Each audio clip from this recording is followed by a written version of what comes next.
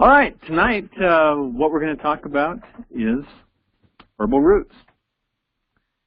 Basically, it's history of herbology, history of medicine.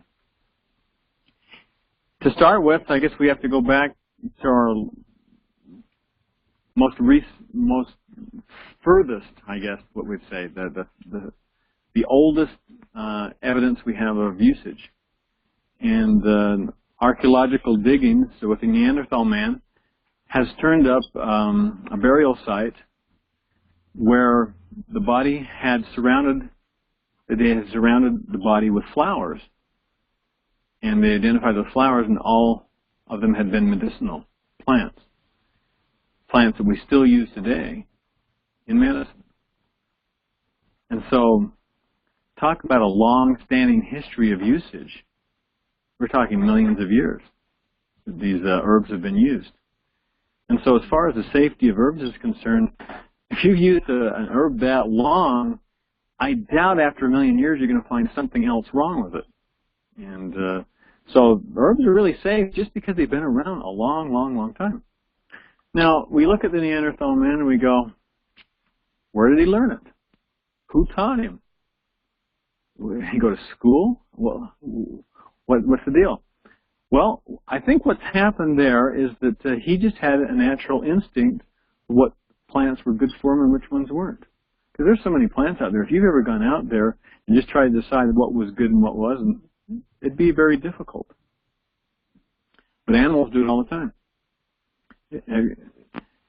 Wild animals know which plants to use and which plants to stay away from, and which plants are medicinal and which ones are poisonous. And you don't have a problem with animals being poisoned with plants. And you'll say, aha, yes there are. Yes there are. Which ones are they? Domestic animals. Sheep are really dumb. You know, so are cows. And they'll go out there and they'll poison themselves with the wrong plants. Now, I don't think it's because of anything inherently stupid with them, or that they're not, they weren't born with the intuition with these plants. They've lost it through breeding and through our raising them. Animals have lost this sense, and so they can go out and get poisoned. Whereas your wild animals don't. They don't have that problem. And I believe we were that way. And I sat in on a lecture with an herbalist who that's exactly what they were trying to do, was regain that feel with nature. Not relying on books or anything else, just being out with the plants, with the feel, with everything else, getting that intuition back. We all had it. And when we started to multiply and congregate and get into cities, then we got away from those roots and got away from that feel of what the plants were for. And so we lost touch. And it didn't take very long. Before there were doctors, how did they take care of these problems? Some of the earliest physicians recorded were in Egypt. In Egypt, the priests were the doctors. And the priests mixed religion and science, if you would. And they came up with, through their practice, a codification. And so they actually had a codification of medicine. And when a physician would go in to see someone, they'd be laying on the bed. If they're laying on the right side, then they'd look in their book here, and they'd see, well, laying on the right side, this is the problem. Or if they're laying on the left side, or if they're laying like this, you know, they'd look in there laying like this, well, this is what we do. And as long as those physicians did for the patient what it said in that book, then there was no problem. The patient could die, and the physician wouldn't be held accountable. But if they varied from what was in the book, the codified medicine, if they varied from that and the patient died, they killed the physician. So how much progress do you think there was after the codification of medicine in Egypt? It was pretty well damned, wasn't it? It stopped right there. Another interesting place in history was Damascus. In Damascus, before they had physicians, it was the law that those with an affliction would be put on the main thoroughfare coming into town. And it was also the law that those passing by, if you had had that condition yourself before, you had to stop and tell them how you got over it. They believed, well, if it worked for someone, it ought to work for somebody else. And so empirical knowledge was used solely in Damascus, and that was their form of medicine prior to licensed physicians. And where we really see medicine taking hold was in Greece. And their civilization allowed for that. With the way they set up their civilization and the agriculture and such, they were able to support luxury, and with luxury came other professions besides those trying to help you survive day-to-day living. And again, in Greece, it was the priests that did the healing. Now, they did some things good, and they did some things that weren't so great. One of the best things that the Greeks did was, before they ever saw a patient, the patient had to be purified, cleaned. And so they would clean them with salt water, and then they'd rub them down with oil. They didn't just anoint them. They massaged oil into these people that had afflictions before they ever did anything. Then they'd make their sacrifice, and the animal they sacrificed, they would take the fur, the coat, and have the people sleep on that within the temple walls. And in that night, they were supposed to have dreams while they were on the fur of the animal that they had sacrificed. And then those dreams were to tell them how to cure. Well, sometimes they worked and sometimes they didn't. Sometimes people had really strange dreams, and then the interpretation of those dreams by the priests led to some pretty bizarre treatments and some untimely deaths. But the good thing that the Greeks did was that they recorded everything on the walls of the temple. And so by the time we got to Hippocrates, they had all this empirical knowledge written down on the temple walls. And Hippocrates was a keen observer. And he was able to organize and such, and he was able to look at all goings on in the temples and the cures that happened and be able to find patterns. And so that was the first thing he was able to use, was those patterns of usage of substances that worked time after time after time. Now, the thing that set Hippocrates apart from others was his philosophy. And it was different than what had happened in the past. One of the first things that Hippocrates did was separate medicine from religion. He also, luckily, separated medicine from philosophy. So he got it away from the philosophical thinkers, he got it away from the priests, and just relied on medicine itself.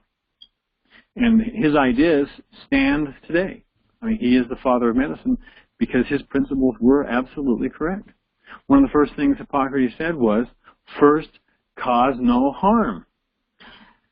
That sure isn't happening today. We don't see that happening today at all. And then second of all, he, in his philosophy, stated that all you have to do is observe nature and help it in its course.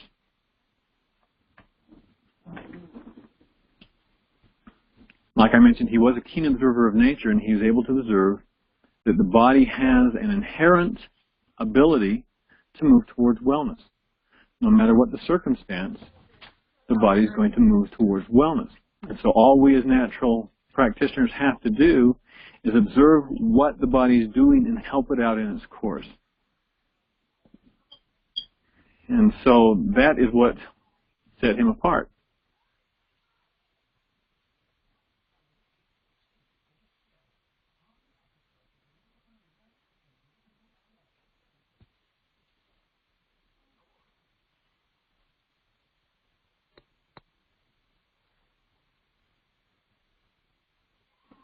And he coined the phrase vitalist.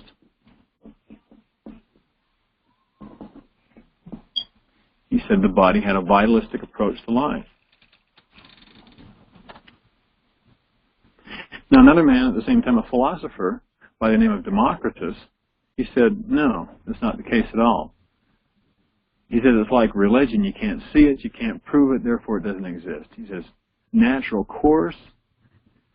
Democritus said, what exists is matter. We're all made up of simple matter, and all you have to do is act on it with other matter to change its course. And so we call these practitioners atomists. They believe in what they can see. They believe in the small particles. He said that everything is just small particles into big particles. Everything moves, and all you have to do is act on it with other particles. And so 2 different philosophies came out of medicine here. And there's really no middle ground. Either the body moves towards wellness or it doesn't. There's been a number of books written clear back then up to the present about this split in medicine. It's always been recognized as being there. And there's always been vitalists around, and there's always been atomists. Now, we went over this a little bit last week. We'll just refresh you on it. What would an atomist do if you had a fever?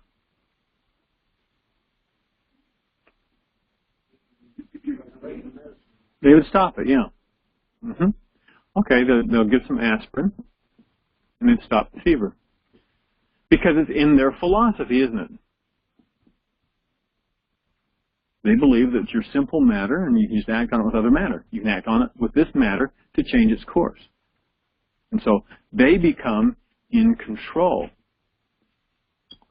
And I think that's the big word with this particular form of medicine is control. They try to control the situation. They fight disease. They kill germs. They are in control of the situation. What does a vitalist do in case of a fever? Feels it. Okay? So they look and say, well, if the body's supposed to have a fever, we'll let it have a fever, and we may help it out in its course. You put them in some hot water, give them a lot to drink, let them perspire more. We'll let the fever take its course. So they will help. And that's the big key word for vitalists. Help. They are helpers. Not controllers, they're helpers. As we mentioned last week, so you have a fever, you stop it with an aspirin. Then what happens? And you go back to the doctor and you've got a bacterial infection because you didn't let your body fight.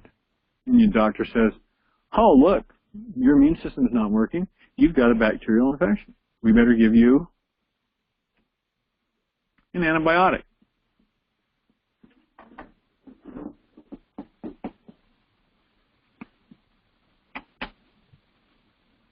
So, you give someone an antibiotic, and that takes care of the bacteria. But why were bacteria there? See, that's the big question over here. It isn't what, it's why.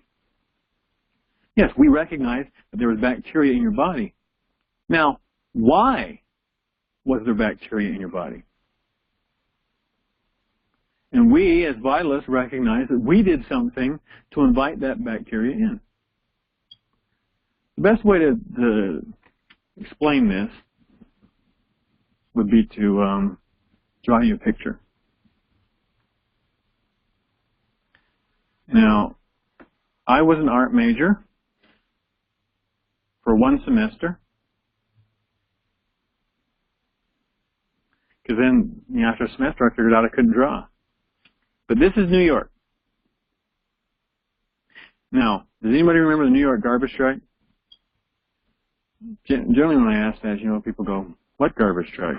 Unless you're from New York and they go, which garbage strike? When they had this strike, garbage got piled out on the streets, and it wasn't picked up. And the garbage men stayed on strike, and the garbage got piled up on the streets. It became a real problem. Well, if that went on, then the garbage would pile up and pile up and pile up. So you're on the third story here, and you can just walk across the other story. I mean, there's a lot of garbage. Now, what's the biggest problem with that garbage besides being in the way? It stinks, doesn't it? Garbage stinks. So what would be the atomistic approach to the New York City garbage truck? Spray it, yeah. Just put some kind of perfume on it or whatever to make sure that it doesn't smell. Okay. Well, that'll take care of that problem, but what happens when you have garbage? Yeah, you have invaders. Mice, rats, cockroaches, whatever will come in to eat the garbage. Well, that's a problem. So what would be the atomistic approach to the rats and mice, vermin? Kill them. Then you got all the dead bodies of the rats and mice and cockroaches. So then you spray it with some chemicals so that it doesn't spread infection, right? What would be the vitalistic approach to the New York City garbage strike? Pay the garbage men more. Exactly. Get them back to work. So the problem here is these guys were paying them Twinkies and Coca-Cola. Where what we want to pay them and what they want is fresh fruits and vegetables, whole grains, nuts, and seeds. So the reason disease happens is because we invite it in. We create an environment conducive for the invasion of bacteria. Bacteria does not enter healthy cells. It enters an area where there's an opportunistic place to eat. And we've provided that meal for them. And if we take aspirin, drugs, antibiotics, things, then our immune system can't take care of the problem. Because, you know, our macrophages will gobble up these impurities if we let it. But if we're always on these drugs, we never let it. And so it just builds up and builds up and builds up. And so we take antibiotics and drugs and antibiotics and drugs, and it builds up and it builds up and builds up. Pretty soon, it's full. And what do we got? Pneumonia? Okay, you take an antibiotic and shut off your immune system long enough, then something worse is going to happen. Then something worse is going to happen. You know, you can control pneumonia, then you're going to get consumption. You control that, you know, it's just going to go on, then you're going to get lung cancer. Nature will find a way to clean this up. It is nature. Nature does it. Nature builds that which is alive and destroys that which is dead. And so we invite disease into our bodies. And by using this method, we only prolong the problem. We only compound the problem.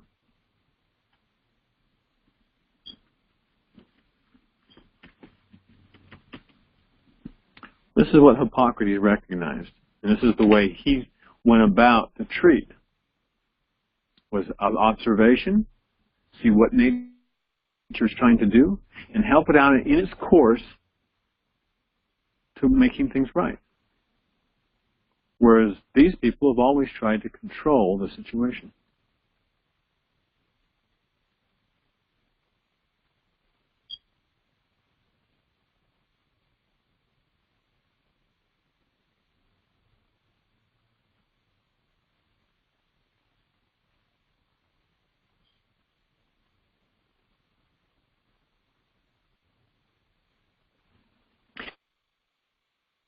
Now, the Greeks then became very, very good physicians.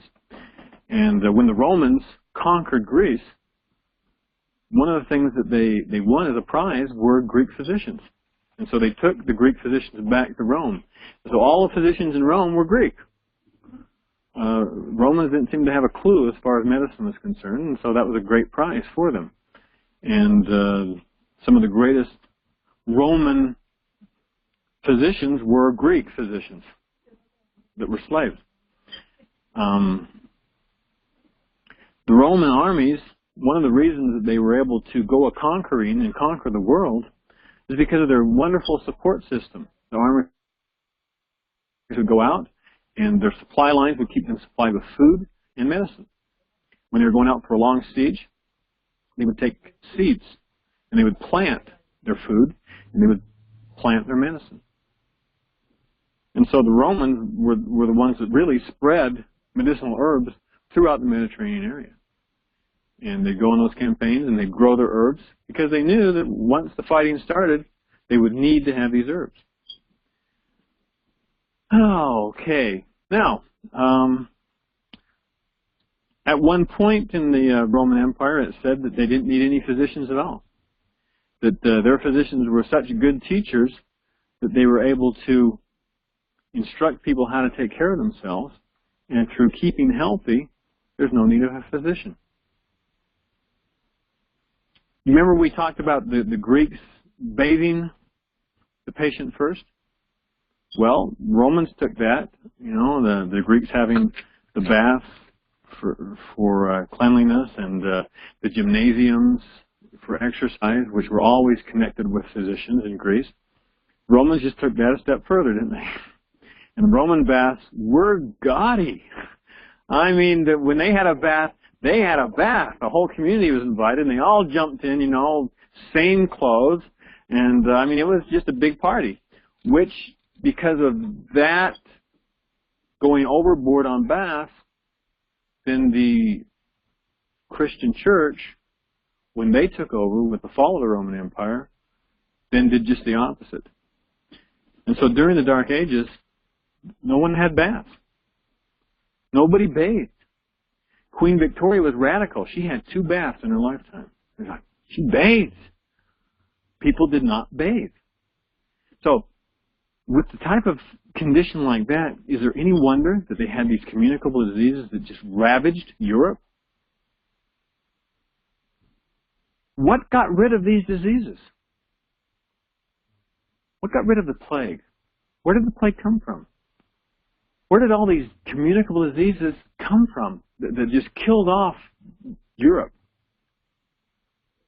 Filth, yeah.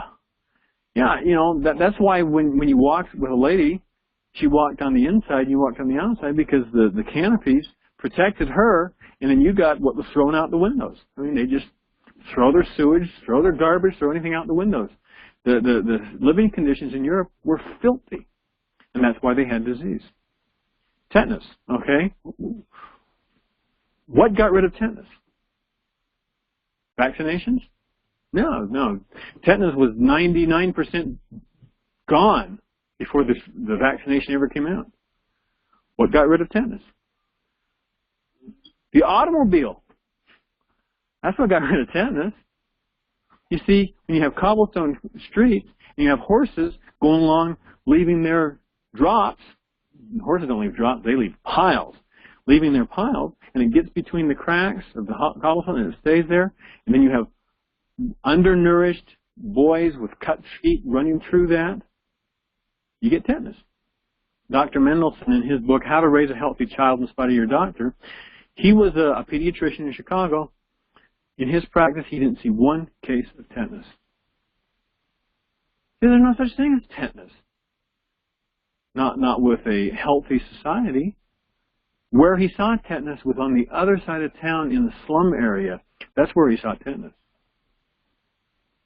So it has a lot to do with your immune system and your living conditions.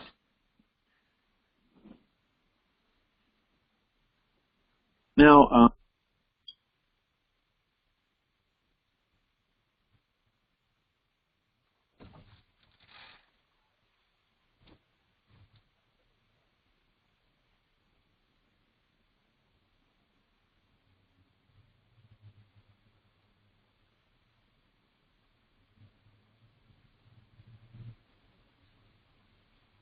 after the fall of the Roman Empire and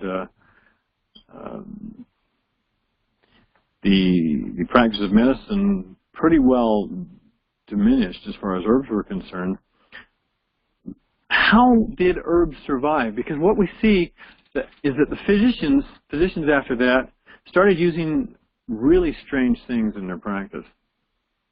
They started using a lot of minerals, started using a lot of animal parts, bat wings and ground up chickies and just all kinds of horrible things in their elixirs. One of the things that they used a lot was mercury. Mercury was the drug of choice for hundreds and hundreds and hundreds and hundreds of years. Mercury was the drug of choice. Why? What do you think mercury does? What do you think any of these metals do? Be it silver or gold or whatever. What do? They kill. Yeah. That's what mercury did. You had syphilis sores that they just couldn't get rid of. Put mercury on it. Boy, that got rid of it. It destroyed anything that was in there. And they started using mercury orally, too. But yet, vitalism did exist back then. Do you know where it existed? In the church. Okay, so the monks are the ones that preserved herbology, and they were very, very good at the trade. They were excellent, and they had all the time to record the usages and to have the gardens. And so the monks did a very outstanding job of preserving herbology. But the problem was that if you did anything that competed with the church, then you were branded as a heretic. And so any herbalist outside the church, outside of that function, was then labeled as a witch and was burned at the stake. So it was really hard to be an herbalist back in those days. Very, very difficult. And so this other brand of medicine that the church didn't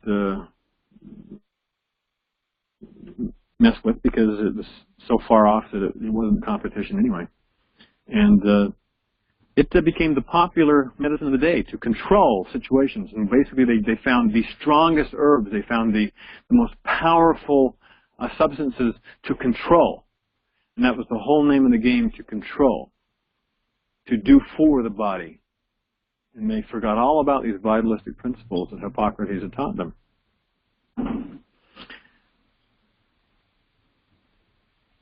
A man by the name of Galen, he again, for the Romans, towards the end there, did a codification of medicine. And so everyone after that was, well, Galen says it's okay, and so it was okay. And so things pretty well stopped again with Galen. A man by the name of Paracelsus, interesting character. He dabbled with these minerals. It was fascinating to him that you could purify minerals and this whole process with mining and such. It was absolutely fascinating to him. He figured he could do the same thing with the body, purify the body with minerals. However, he was a very successful physician, not with what he professed, not with what he wrote about, with how he actually practiced. He actually practiced as an herbalist. He actually prescribed simple herbs and simple remedies, and that's what was so successful about his practice. But his writings were all in this other area, and he actually died from mercury poisoning. Apropos. The physicians continued in their uses of mercury, and another thing that became very popular in the day was bloodletting. They noticed, I guess, that with high blood pressure, that if you let the blood out, then you don't have high blood pressure anymore. And so this became standard fare, and bleeding was the rule of the day. So bleeding and mercury were the medicine for so long in European history. I think what really got things going was Louis the 14th. He was one of these guys that always had his physician with him. His physician went with him in the carriage. In fact, not only did his personal physician go with him, he had a whole staff of physicians, and he had another carriage for them. So whenever Louis the 14th went someplace, there were two carriages, one for Louis and the physician, and one for the physicians. Oh, he took his physicians with him everywhere he went. And he was the most doctored king ever to live on the face of the earth. And one thing he didn't like, he really didn't like the bleeding they did to him, you know, and the blistering with the mercury. And so he told them not to do it, or they'd cut their heads off. So they were very, very careful with that. Now, one day he was out in one of the campaigns fighting and took sick. And so they couldn't lose the King of France. And so here these physicians with their mercury, you know, with, I'm sure, trepid hands, administered a small dose to the king. And guess what he did? No, he didn't die. He threw up. I mean, what do you think mercury is? It's a poison, and the body rejected it, so he threw it up. And that's probably all he needed to do anyway. Probably he's eating some bad meat out there on the campaign. So he threw it up. He was fine. He was able to finish the war. And so it was spread through the land that Louis XIV was saved through this application of mercury. Even though there are a number of other doctors out there documenting all the cases of people dying. And it was terrible death. It was a terrible death. You'd take this mercury in and your fingers would start turning blue and then they'd start falling off. Your face would start, it'd turn blue and parts of your face start falling. I mean, it was a really awful substance. Why do you think it is that some people would succumb to it and some people wouldn't?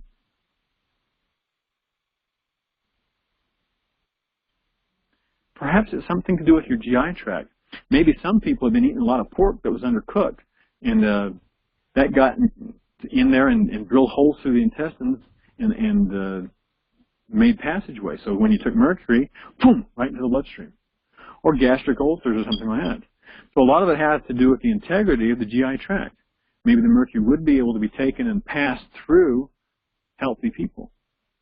People that weren't so healthy, right into the bloodstream and it'd kill them. A lot of people died from mercury. A lot of people died from mercury. Pardon? Yeah, there's a number of different antimony, that one. Another one, interesting, I think we mentioned this last week, was calomel. And they said Joseph's brother died from an herb. It wasn't an herb. It was calomel, which was a mercury preparation. In fact, I believe he said to the physician, I think it's stuck. I think it's stuck. It's going to kill me. Well, after he died, they did an autopsy, and it was. It was stuck in there. They just found that glob of calomel. That's what killed him. It turned it he got gangrene in the area where the calomel was. A lot of people died from mercury poisoning, a lot of people. When they discovered the New World, and they came over here, interesting thing, they wrote in their journals of how superior the natives were. They were wedge-shaped and had all their teeth. That was amazing for British people. None of them had their teeth. Not with all the sugar they consumed and all the noxious drugs they put down. And so here they found a superior race, healthy, a much healthier race than them. Now, in my small mind, I would say, these guys are healthier. I think I would adopt their medicine. But no, they were an inferior race. And so they wouldn't accept anything about this race. And so they had a wonderful knowledge of the botanical medicine in America, and they wouldn't accept it. And so they imported these terrible drugs from England and from the continent and continued having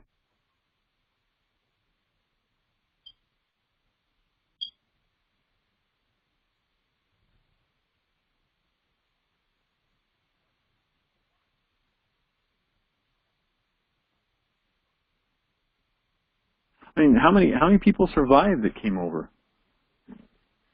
On Jamestown and Plymouth, more than half died. In fact, speaking of more than half dying, the British sailing ships, as they would go out, why do you think they would stop other ships and take sailors off of other ships for service in the British Navy? Because every ship that went out lost over half their men. To what? War? No, to scurvy. And do you know what the British Navy did to someone that came down with scurvy? They flogged them. How dare you get scurvy? They flog them. That's the way to get rid of scurvy. Just flog them. Yeah, it didn't seem to work too well, so they had to keep getting more and more sailors. That's why they impressed people into service, is because they couldn't keep them in fast enough. They'd lose all their sailors. Now, an Admiral Lind, he observed that it was a diet. It was a problem with their diet, because they'd come in the shore and they'd go to see an herbalist and they'd get cleared up. And they'd go see one of the regular doctors and they'd die. Because all they needed was nutrition. All they needed was help. All they needed was nourishment. They didn't need to be controlled. They needed help, nourishment.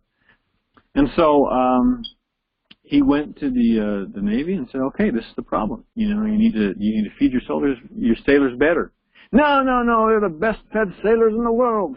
You know, British have this thing about being the best, and they have the best sailors, the best ships, the best everything in the world, and that's not the diet of the British Navy. You know, so they wouldn't accept it. 50 years after Lynn died, they finally accepted what he said. He did the experiments. He gave lime juice to sailors and brought them out of the scurvy. And so the doctors of the day looked at that and go, oh no, scurvy is too horrible of a disease, you know, to be cured with something like lime juice. You know, it must be the acid in limes. And so then they send out some kind of an acid. They send out vinegar or something. And, you know, the sailors are still dying. 50 years after he died. Then they finally adopted it. That's why they started calling them limeys, because they started wearing limes around their neck and started drinking lime juice.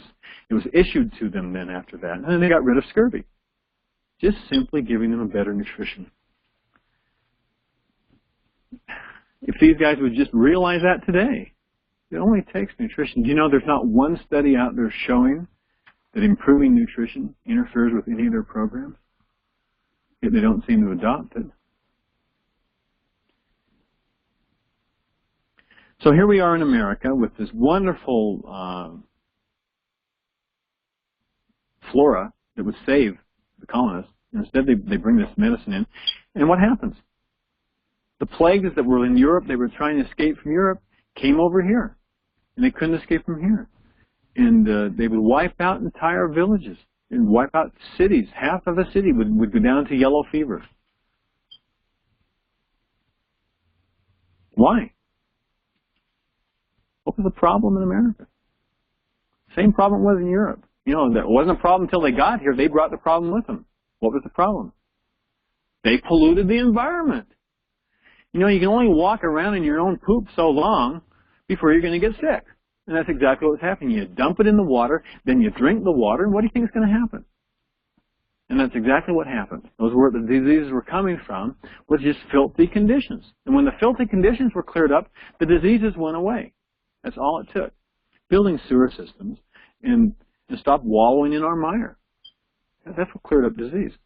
Now, back then, Benjamin Rush, one of the signers of the Declaration of Independence, he was all for giving us our independence to act and live the way we wanted to, but not to give us our independence from this type of medicine. And he was very instrumental in getting laws passed where these guys were the only ones who were able to do what they needed to do. So let's look at how effective they were. Take, for example, George Washington. He was out riding his horse, Mount Vernon, and I guess it was drizzly that day, and he came back and he wasn't feeling very well. What do you think his problem was? He probably had a cold or flu. So, what was the treatment of the day?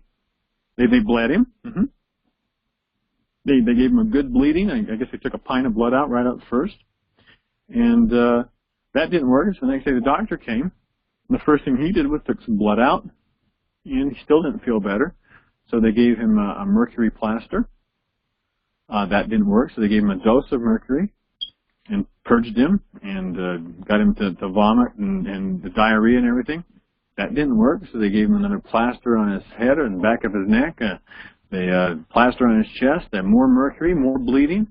They figured they took most of his blood out. They gave him so many courses of bleeding. And so basically, George Washington didn't die of a cold or flu. He died from the treatment. And it was so common. I'm amazed. I'm amazed that they put up with it as long as they did. Not long after that, early 1800s, they started rebelling against that form of medicine. Now, one of the people that rebelled was a man by the name of Samuel Thompson.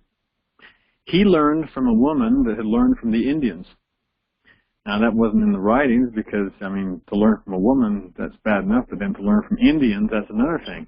So it's just like Samuel Thompson came up with it himself. But basically, his type of medicine was in direct response to this form of medicine where they were bleeding and purging with these toxic minerals. And so basically what he did was he purged with herbs. And his herb of choice was lobelia. Lobelia, when used in large amounts, is a wonderful emetic. It will make you throw up. That's what it's for. And that's what he used it for quite successfully. And it was so So much safer than using mercury to purge the system.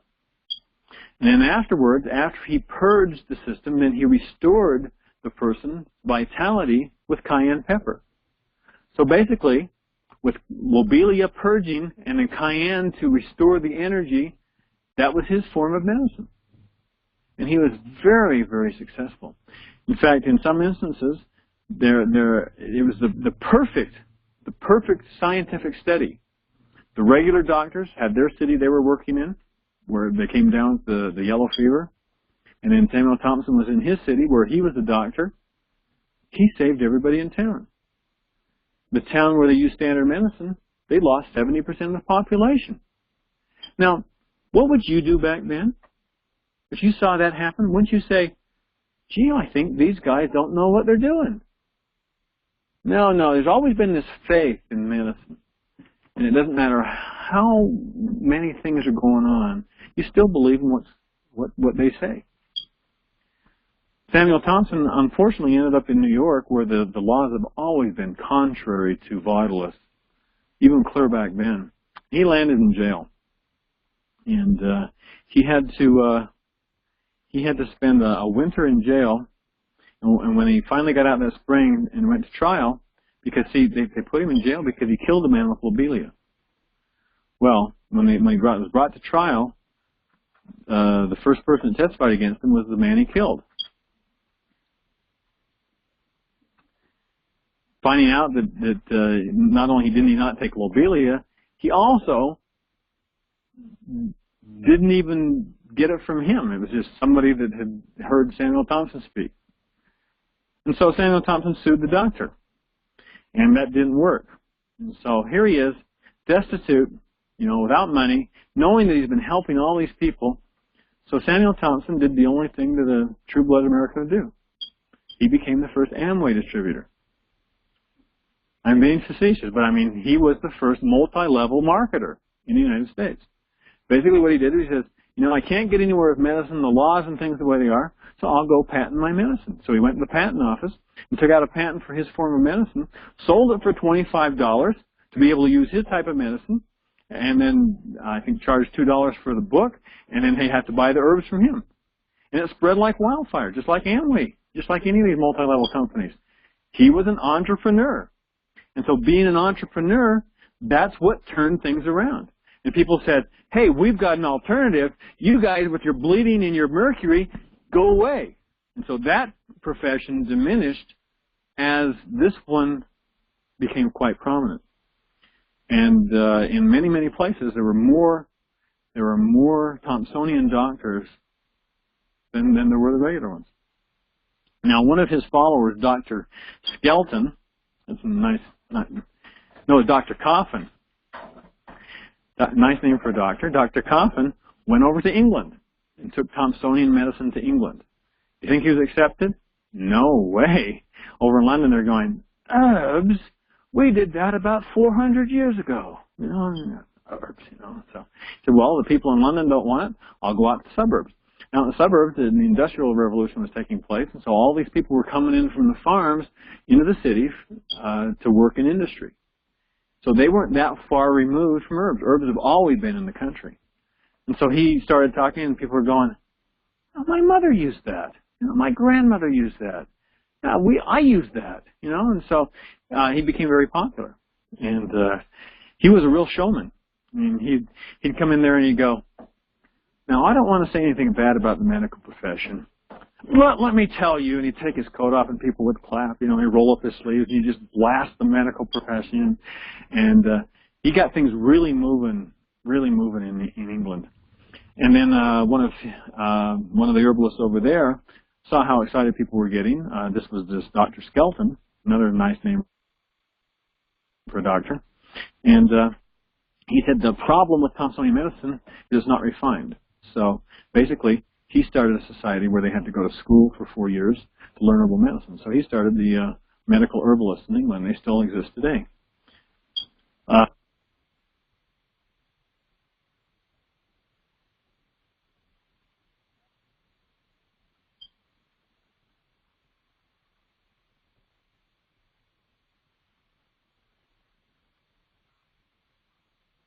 Same thing caught on over in America. A man by the name of, I believe it was Beach, he saw the same thing, how well herbs worked. And so basically they went and got their medical degree, and then they became herbalists. And these doctors were called eclectic doctors. And by the time of the turn of the century, the eclectic doctors were more numerous, more popular than the American Medical Association. The American Medical Association actually organized in, I believe it was 1852, right around that era. If you want the exact dates, there's a good book called Green Pharmacy by Barbara Griggs. And it gives all the dates and times and facts and figures. So it's a good book to have, a good history book. Green Pharmacy by Barbara Griggs. Now, American Medical Association then was organized by these doctors that did the bleeding and the mercury. And they weren't very popular. And the doctors were almost out of existence around the turn of the century. So what happened is flip-flop things around. 1900s. So what happened to flip-flop things around? J.D. Rockefeller. He took his crude oil and just bottled it. He didn't do anything. He just scooped it up, bottled it, and sold it as an elixir. That's where he's got his start, selling his crude oil as an elixir. And that was on the market till about 1947. Just in its crude form. I guess it would just kind of flush you out. I don't know. But at any rate, an elixir, it doesn't matter what it does for you. It's what you say it does for you. You're just out there peddling it. What does it do to you? At any rate, they went on with the money they made from that and were able to start a petrochemical industry where they were able to take that crude oil, break it down into its components, and then they start coming up with drugs. First drugs, of course, mimicked herbs. They found what they called the active ingredient in herbs, and then they produced it synthetically with these petrochemicals. Now, this new form of medicine was not accepted by the eclectic doctors. They knew all too well how well herbs worked, and they didn't need any new medicine. Who needed it? The American Medical Association needed it because they were dying. They needed something to boost them up. And the advertising that was generated from the Rockefeller Foundation in their publication, the Journal of American Medical Association, JAMA, I believe the first year it was something like $50,000, which was unheard of at those days. And it wasn't long until it was up to like $50 million annual advertising budget going into JAMA.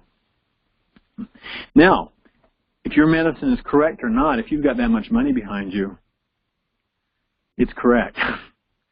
And basically what happened is this particular form of medicine started getting very wealthy, and they did something very clever. I believe it was around 1907. And that was, they said, hey, there doesn't need to be this division in medicine. We're all doctors. We'll all come in under the same umbrella. And so all these other doctors, homeopaths, naturopaths, eclectic doctors, herbalists, they were all brought in under one umbrella, under the AMA. That's what happened. And so once they got under that umbrella, then they hired a third party to do a survey of their schools to see which ones were substandard and which ones. And so the Mellon Foundation was hired as a third party because, you know, they didn't have any dealings here. The Mellon Foundation then did a survey and found out that most of the schools were substandard. Most of the schools were not American Medical Association schools. So what happened was just one by one they shut down all the alternative schools. The only ones that were left were their particular form of medicine that pushed that type of medicine, those drugs.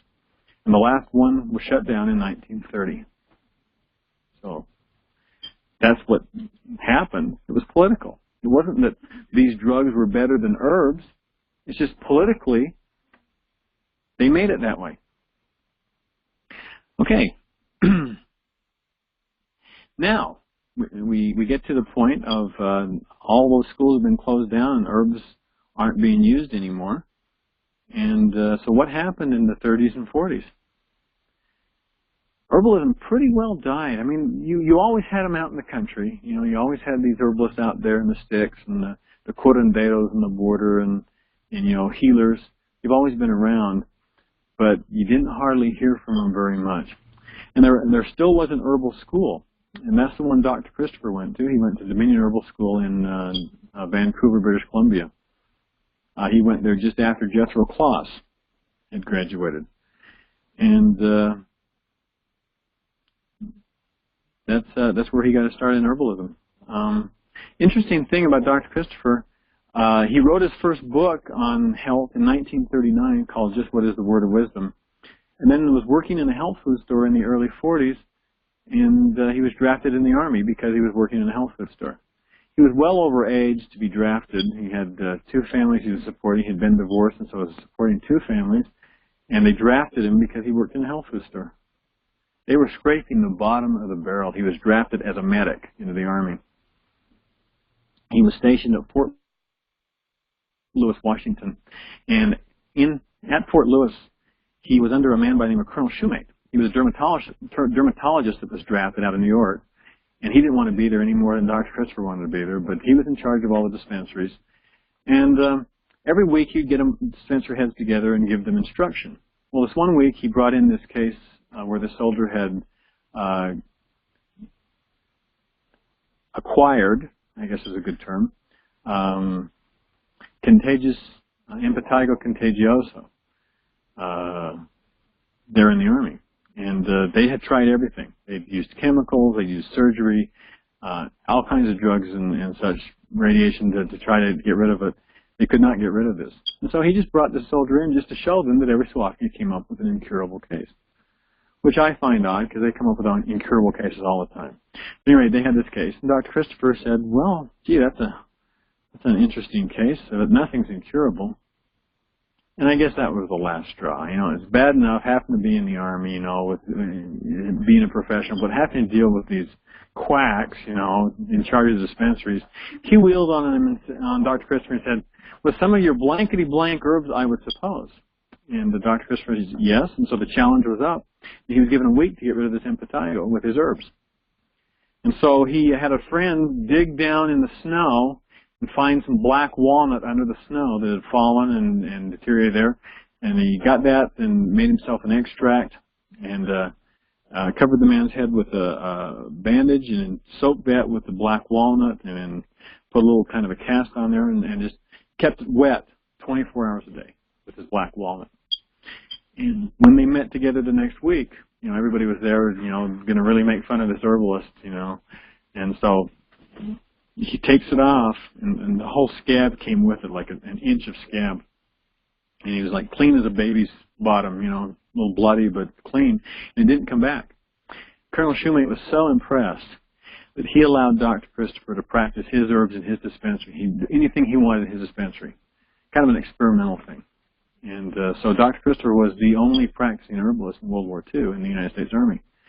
And that's where he got a lot of his experience and knowledge and his ideas on the health.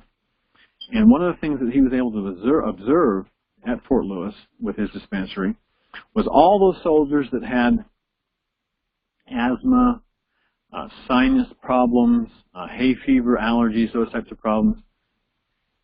Instead of writing a prescription to the pharmacist, he wrote a prescription to the mess hall sergeant and said, these soldiers cannot have dairy products. No matter how much they begged and pleaded for them, they could not have dairy products. And he cleared up virtually all those cases, just getting them off of dairy products. So he had a very radical viewpoint back then, up until just recently. You know, his viewpoints on dairy were just totally far off from anybody else. And he was right. He was absolutely right on. He had that personal experience, and he knew firsthand that that was the case. With his black walnut, he went on to use that black walnut not only for the impetigo, but for jungle rot and everything else that came up with soldiers with skin problems. And the black walnut was very, very effective in his stay there in the Army.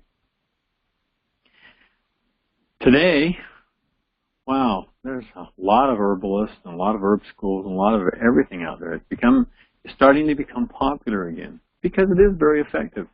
It's interesting, in England, where they have socialized medicine, you don't have to pay anything for drugs or for your visit to the doctor. All prescriptions are covered by the state. But you know what one of the fastest growing industries in England is? Herbs. And herbs are not covered by the medical system over there. So they can have drugs for free or pay high prices for herbs. And they'll pay the high prices for herbs because they know that they work in the long run. They may not work immediately and control the situation, but they know in the long run, by helping, they're going to get better. So it's come full around again, and I think you're going to see it not stop here. That it is going to become the medicine of choice. You'll see that, and you're in on the not the bottom floor because it's been building. And Dr. Christopher was doing it. He was like a lone wolf, and boy, did he have to beat his head against the wall and fight the laws and everything else. But it's become very, very popular today.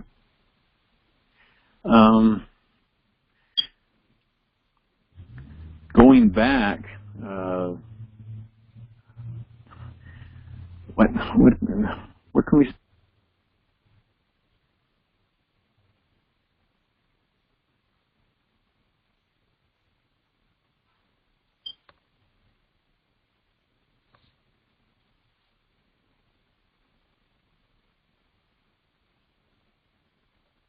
Any questions on history? Yes. Oh, homeopathy. Yeah, we ought to mention a few things about homeopathy, and then we need to get into the safety of herbs. Also, one thing I failed to mention was back when they were. This is kind of an interesting point. Back when they were using mercury so much, they started calling those doctors that use mercury quicksilver doctors, which kind of went into quack doctors. And so doctors that use mercury were the quacks. And that got turned around and they started calling everybody else quacks. But they were the quacks. Homeopathy is an interesting field. It's entirely different. Basically, and homeopathy was one of those professions they took into the AMA back at the turn of the century. Homeopathy is not herbology. Basically what homeopathy is like cures like, and through this,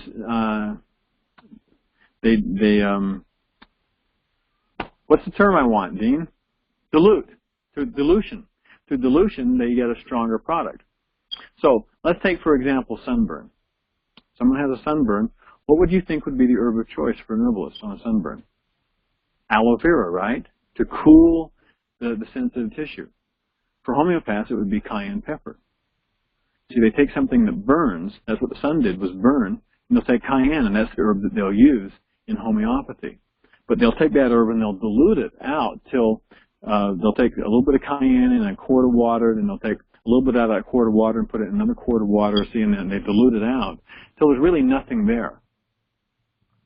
What they've done is they've captured the medicinal action of the herb without having any of the herb there in that solution. And with that small solution, they'll administer that with sunburn, and it works fantastic. It works really good. So through diluting, they're able to get something stronger. It's an entirely different field. Now with homeopathy, what you have to realize is they've captured the medicinal action of herbs, but they haven't captured the vitamins, the minerals, the phytosterols, all the building blocks that the body needs to function. So all they captured was the medicinal action. So basically, homeopathy really is a safe alternative to atomistic medicine, where they use strong, concentrated doses of medicine. Homeopaths use weak, diluted medicine. And so it's a very, very safe form of this, but basically you're still working on symptoms. You're not getting down to the basic problem of you need more nourishment, more building blocks for building the system. An example, okay, of what's happened. Back at the turn of the century, when the doctors, the professionals were using herbs, do you know how many herbs were in common use back then? About 2,000. And when I got into herbs in the late 60s, early 70s, guess how many herbs were on the market? About 200. So what happened was when the professionals were using these herbs, they used a lot of the herbs that were very specific, and the action was very strong, and you may be able to cause problems if you didn't use it with a lot of care. When lay people took over herbology, they didn't want to use those types of herbs, like foxglove. You all familiar with foxglove? That's where you get the drug digitalis. That starts the heart. Well, if you've got the wrong dosage, you could just kill somebody. And so lay people didn't want to kill anybody. They just wanted to help. They're not controllers. They're helpers. So basically, we chose those herbs that were going to help, that were safe but effective. So what's the herb that we use instead of foxglove? That you can't really OD on? Cayenne pepper. Cayenne pepper will do the same thing. It'll stimulate and start the heart without the adverse side effects of digitalis. An interesting herb that was very popular in the 1800s, one of the most popular herbs was echinacea. Yet when I got into herbs in the early 70s, no one had even heard of echinacea. Nobody was using echinacea.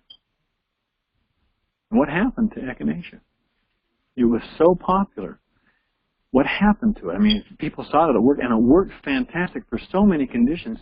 There was a man by the name of Myers that was driving his medicine wagon around, peddling a snake remedy. They always talk about these snake remedies, Well, he took snakes with him. And so he'd stick his arm out there and get bit by the snake.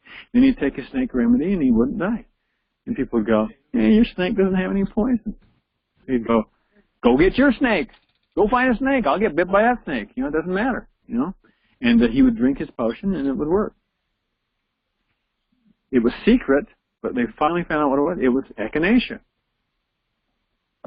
Now, echinacea, one of the reasons that it works is when a venomous snake or insect injects its poison in, it injects that with a substance called hyaluronidase. This hyaluronidase then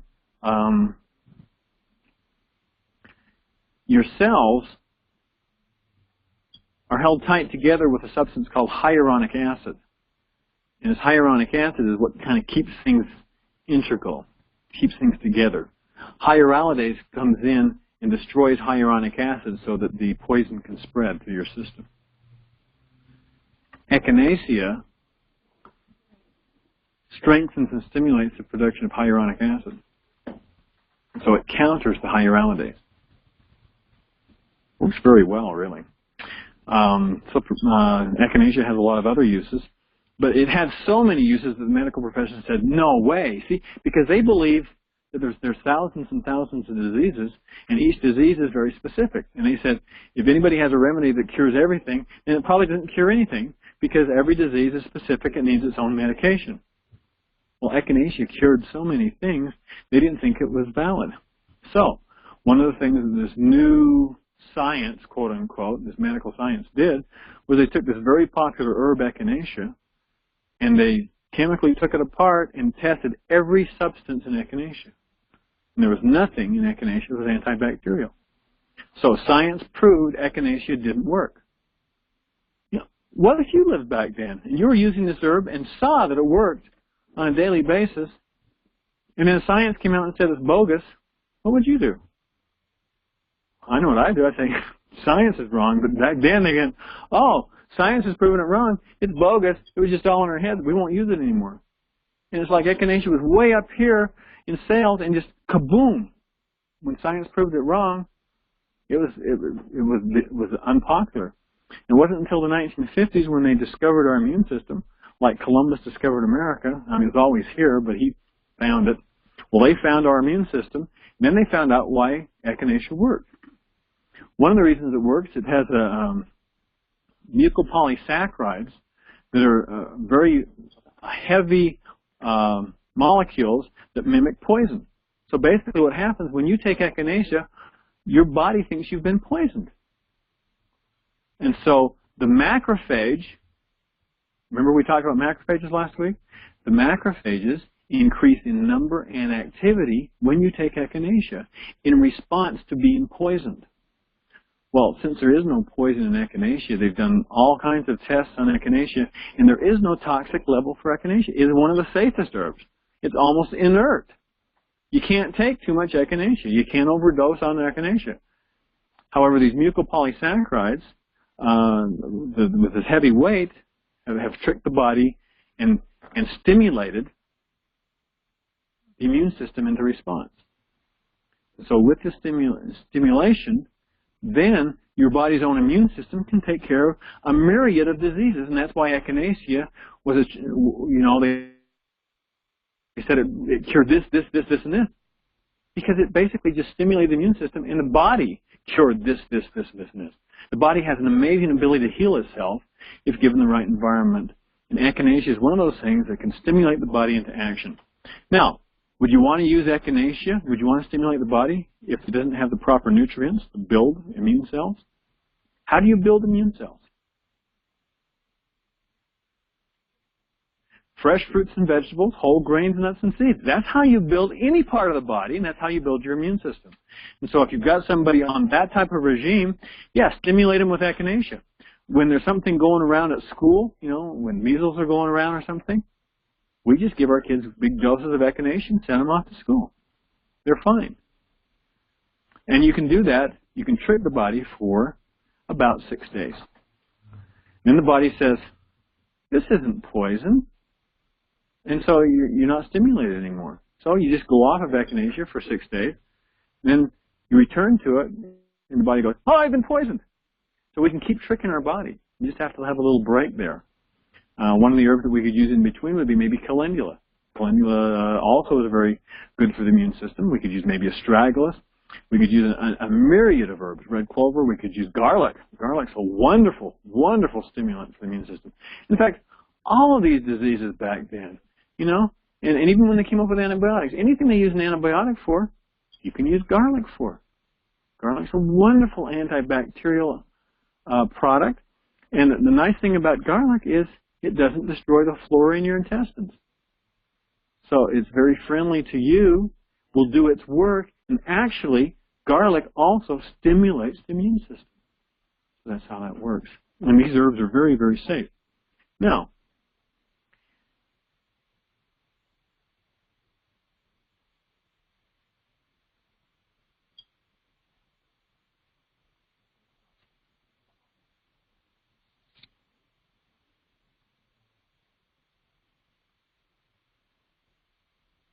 one of the things that you have to realize about these guys here is in their effort to control, they have to know everything.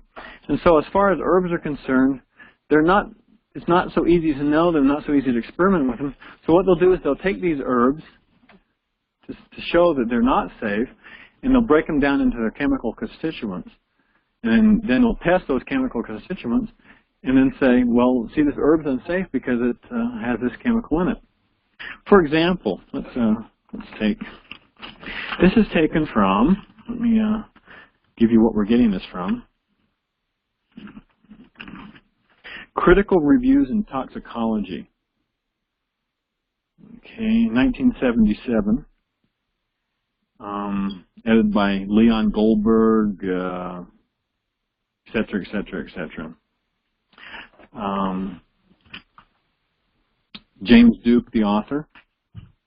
Back in the 70s, I don't know how many of you were involved with the herb field back then. Back in the 70s, something unique happened. Food and Drug Administration did these tests, and they were able to find that sassafras has a substance in it called safrole.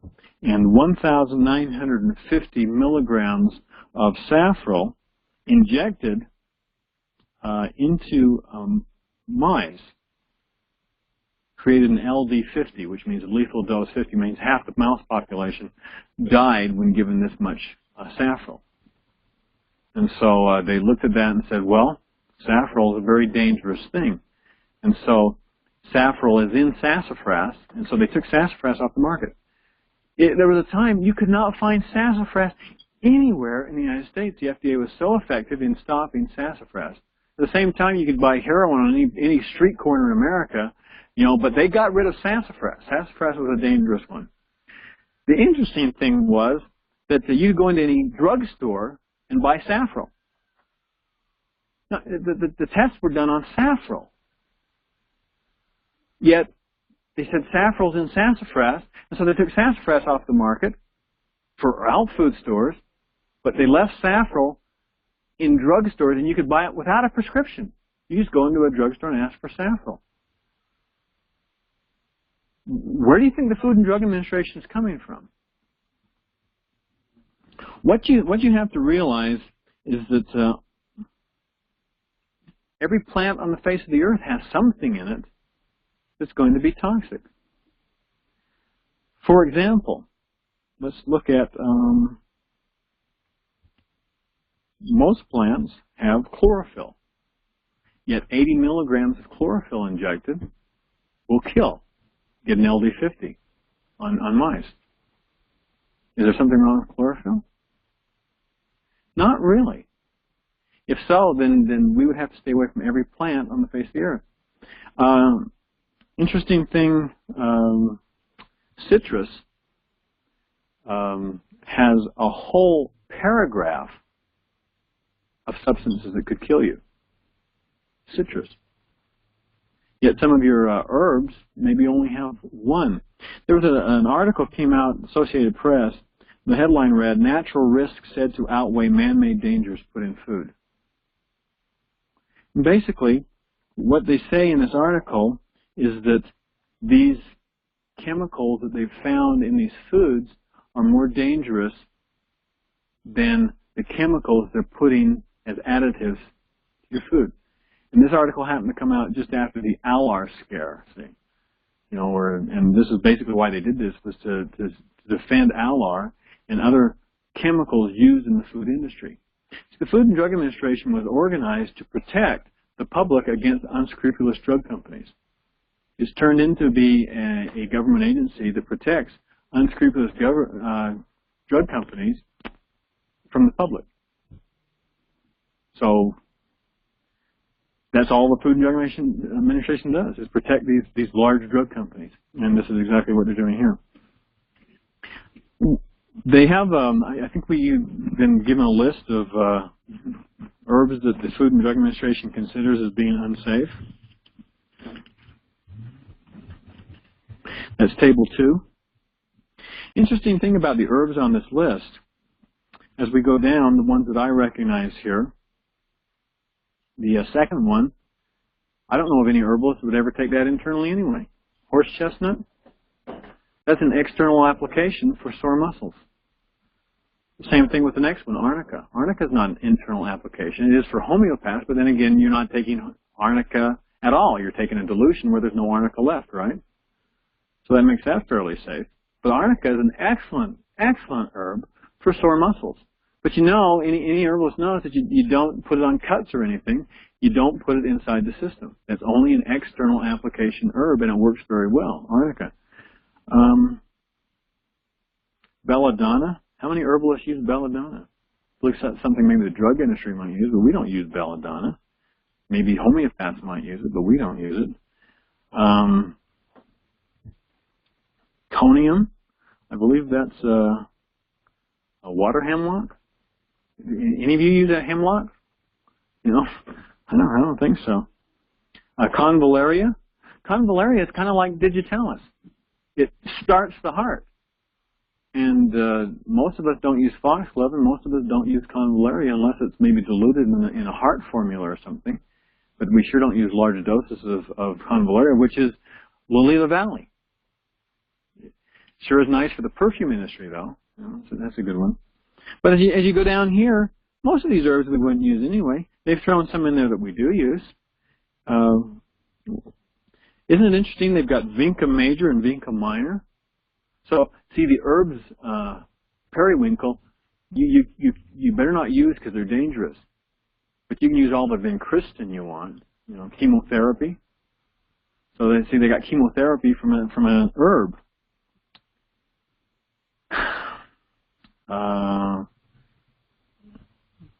Some of the herbs here, basically the reason you would use them is as a purgative. And purgatives aren't really used that much today. Let's take one of the ones they have in here, a real dangerous one that the Food and Drug Administration spent a long time, a lot of effort, a lot of money trying to get off the market, and that's Lobelia inflata. That was the herb of choice for Samuel Thompson. That was the basis of Thompsonian medicine. You know, lobelia and cayenne. Why did he use lobelia? Because it made you throw up. And what are they saying is the problem with lobelia? It makes you throw up. Golly, gee, let us use our medicine. Well, what they're saying is because lobelia has been tested, they find that lobeline is much more dangerous than safrole. It only takes 37 milligrams of lobelia to kill mice. Of course, you have to inject it subcutaneously. That'd be, you know, under the skin. So we looked at that and we said, lobeline, that does sound pretty dangerous. So we said, but we're not mice, we're people. So we took our weight and said, how much would it take to kill us? And it was about 500 milligrams. We're going, ooh, that's not a lot. That's like one capsule. Then we said, well, wait a minute. Nobody takes lobeline. We take lobelia. So then we timed that out. You know how much lobelia it would take to kill you? You would have to inject subcutaneously, that's under the skin, 4 pounds of lobelia. How many of you think you can get 4 pounds under your skin? Because you can't take it orally. They never fed lobelia to mice orally. Why can't they do experiments orally with it? That's the way we take it. We don't inject it. Nobody shoots up with lobelia. So do you want to take to get 4 pounds under there? Take a pretty big hypodermic needle. Well, if you give it orally, what are you going to do with it? It wouldn't take 4 pounds to make you throw it up. Probably just a little bit. And so that makes lobelia one of the safest herbs because you can't keep that much down you. It's going to be thrown up. Lobelia is a very, very safe herb. And it's one that Dr. Christopher employed a lot in his practice. Not the way Samuel Thompson did necessarily. Yeah, he would use it as an emetic, but you know, lobelia can be used as an antiemetic too. In other words, if someone's got like the dry heaves and it's just unproductive and there's nothing down there but they just keep throwing up, the herb of choice is lobelia. 2 drops of lobelia tincture stops it just like that. And I have used it time and time again. So lobelia is not only an emetic, it's an antiemetic. Lobelia is one of the finest nervines that are available. Lobelia is a very, very safe herb. We don't have to worry about the toxicity here. Now, like I mentioned, citrus. Citrus, there's a whole paragraph of isolates that when you isolate them out, they will kill you, you know, at these lethal doses. So I think all these tests show is that drugs are dangerous. It doesn't say anything about herbs at all. All it shows is that drugs are toxic. You isolate out what you think is the active principle in an herb, and yes, it is going to be dangerous. They've proven the fact to us that this type of medicine is correct and this type is incorrect. Because we don't use isolates over here. They do. We use the whole herb. And when you're using the whole herb, you don't have that toxic problem. The main problem with herbs is in their action. You may have too strong of an action. You're not going to kill someone with toxicity on these herbs. You're probably going to maybe do some damage with the action. Most of the real strong action herbs aren't even part of our repertoire anyway, are they? Those are the herbs that the medical profession went after because they control. They don't help, they control. And so the herbs we use with vitalism are herbs that help the body in its natural course towards wellness. Herbs are very safe. Now, we talked last week extensively, didn't we, about the microflora? Didn't we talk a lot about microflora? Now, why do you think there is so much microflora in your intestines? Why are there so many varieties? Why are there 300-400 different varieties of microflora? Because they all have a job to do. And one of those jobs they have to do is to deal with the chemicals that are in the plants. Not the ones you spray on them, the ones that are in them, that we have evolved with for thousands and thousands and thousands of years. Our microflora is used to those chemicals in those plants to be able to utilize them or to reject them. So, we take an orange with this whole paragraph of chemicals that could kill us when isolated. When we go through the digestive process, we're isolating these chemicals, aren't we? We're breaking them down. And when they get down into our digestive tract, our friendly flora is going to be able to say, yes, I want this, and I want this, and I want this. The rest of this stuff, It's not going to do me any good. It's going to be poisonous. We'll just flush it out. So it stays in the GI tract, and we excrete it out. That's the way life is. It's the way it works. So herbs are very...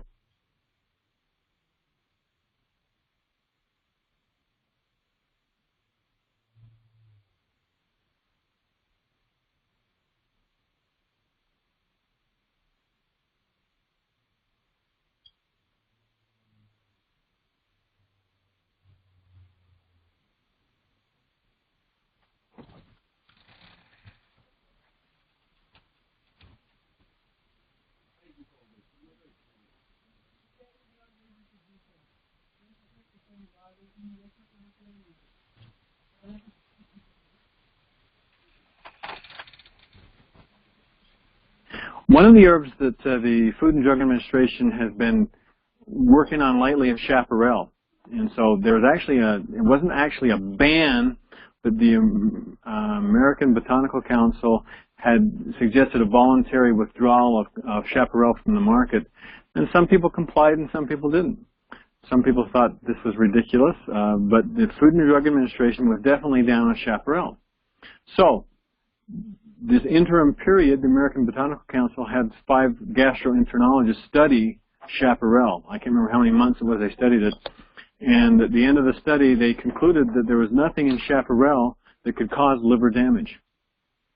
And so the Food and Drug Administration has been put down on that one, and there's nothing they can do about chaparral. They keep coming up with these wild stories. You keep hearing the news. But as far as the study is concerned, there is nothing in chaparral that can cause liver damage. Now, what the study did come up with is that there was a causal relationship with people that already had liver disorders and the use of chaparral. Well, we told them that a long time ago. Chaparral is a blood cleanser. How do blood cleansers work? They push toxins from between the cells into the blood that takes it to the liver. Now, if the liver is already malfunctioning, if it can't handle the capacity, if you're sending more toxins down there, yes, you're going to have swelling in the liver, you're going to have some problems. So it's not the toxicity of chaparral, it's the action of chaparral that causes those problems with people with liver disorders. If your liver's not working, you don't want to take an herb that's going to push toxins to the liver. So it only makes sense. And so in dealing with chaparral, it's perfectly safe, but if you have someone who's already got a liver disorder, work on their liver first. In fact, that's what we say in the School of Natural Healing anyway. You work on the bowels, you work on the urinary tract, you work on the liver before you ever start doing blood cleansing, before you ever start doing fasting. A lot of fasting will do the same thing. It'll send toxins scurrying for the liver, and we don't want to do that. Now, the other herb that the Food and Drug Administration has a burr under its saddle with is comfrey. I find that one totally amazing because comfrey is such a wonderful, wonderful herb.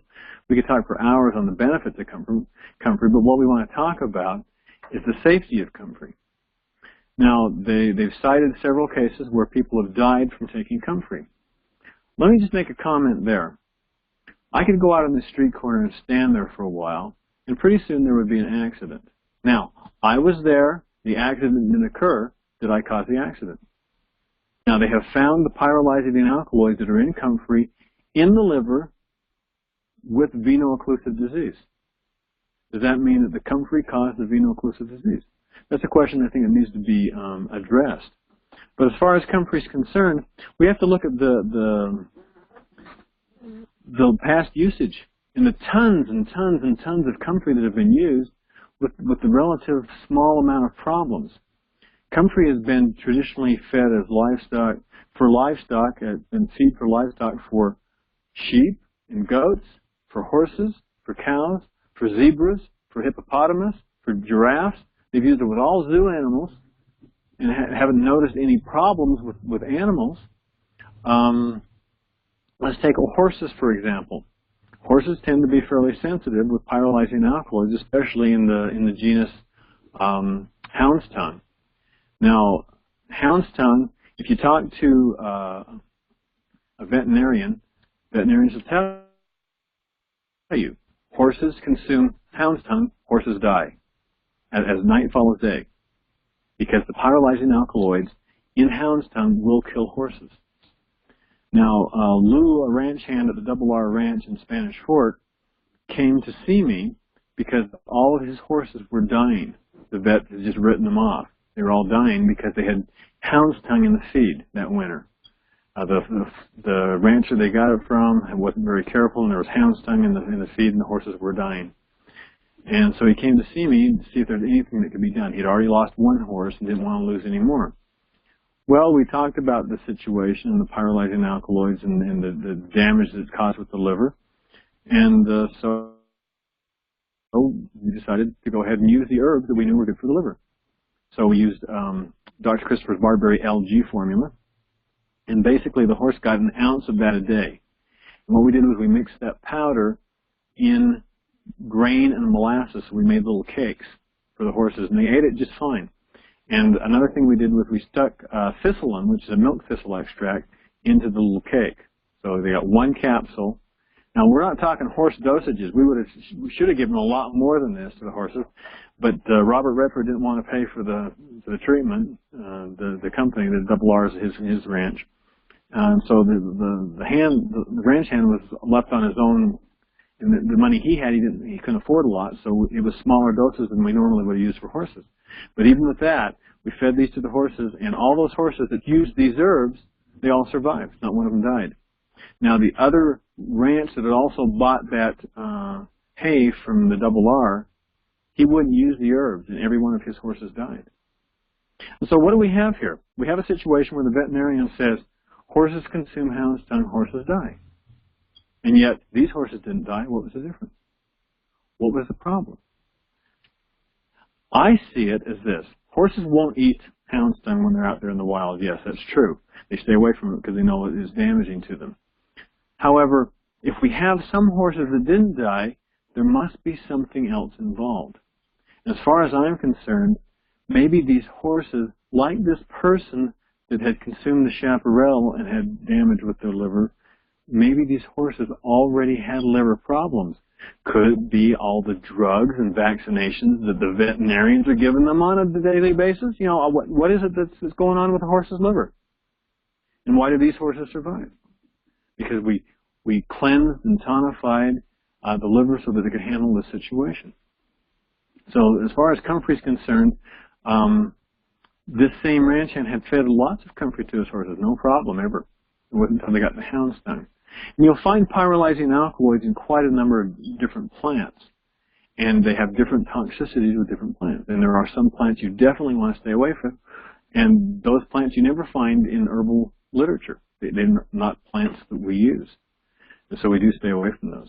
And a lot of times some of the cases we have of toxicity with comfrey actually is because there was adulterants in the comfrey or the other herbs that have been indicated there. Now, also another thing about comfrey. Comfrey is an amazingly fast-growing plant. I had a comfrey plant. Well, I have a comfrey plant. I mean, first cutting, it was up this high. And first of the season, it got up this high. I cut that thing right down to the crowns, and within a week and a half, it was back up here again. I mean, it's like something from outer space. It just grows and grows and grows. And the amazing growth potential with comfrey would mean that that plant would be subject to every predator on the face of the earth because they would want that growth factor. They would want that involved. And so what I believe happens is the comfrey produces pyrolyzing alkaloids as a way to say, stay away from me while I'm in my growth state. Because when do you get pyrolyzing alkaloids? You get them when it's in its new growth with little leaves and in the root system. And you don't get it with the big leaves. So basically what comfrey's saying is, stay away from me while I'm growing, and once I'm grown, take as much as you want. Because you take those leaves and it grows them right back. And you take those leaves and it grows them right back. And you hardly have any pyrolyzing alkaloids in the big leaves. Now, especially if you cut the plant down the first time, use that for compost or whatever, and then the second growth, there's hardly any pyrolyzing alkaloids. And so that's what we use. Internal basis, we'll use those big leaves, and it's very safe. Externally, we would use the comfrey root and those new leaves. And it works very well as an external poultice, broken bones or whatever. Let's take it this way. You don't want to use comfrey root because of those pyrolyzing alkaloids, because the plant is saying stay away from me. But when you're in an emergency situation, when you've been up at alpha skiing and took the wrong turn and off a cliff you go, and you break every bone in your body, you know, then as far as the plant saying, stay away from me, that's not applicable. Then you would use comfrey root, and in large quantities. Because what then becomes the weakest area of your body? The broken bones, right? And so toxins tend to go to the weakest areas. That's one of the problems with breaks and healing them, is toxins tend to go to that area. Now, the toxic alkaloids in comfrey would be drawn right to the broken bones, and that would get the comfrey right where it's needed.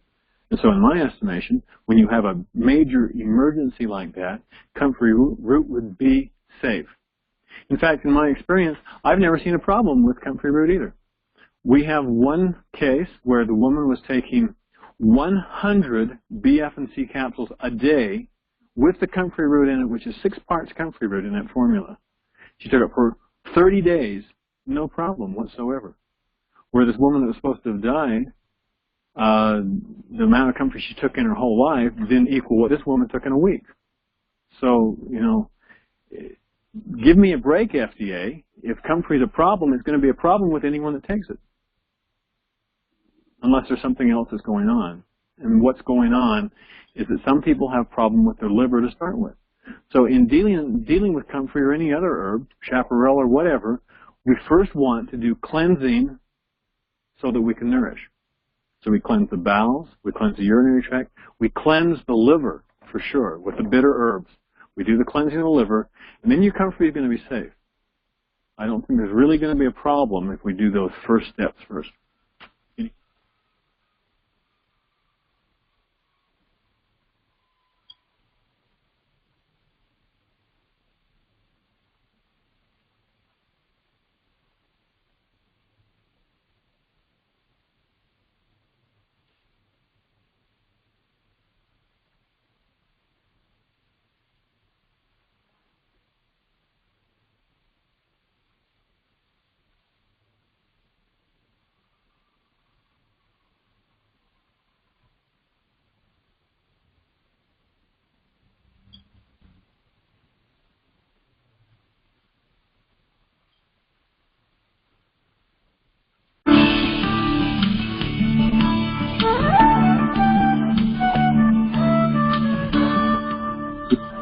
We all know.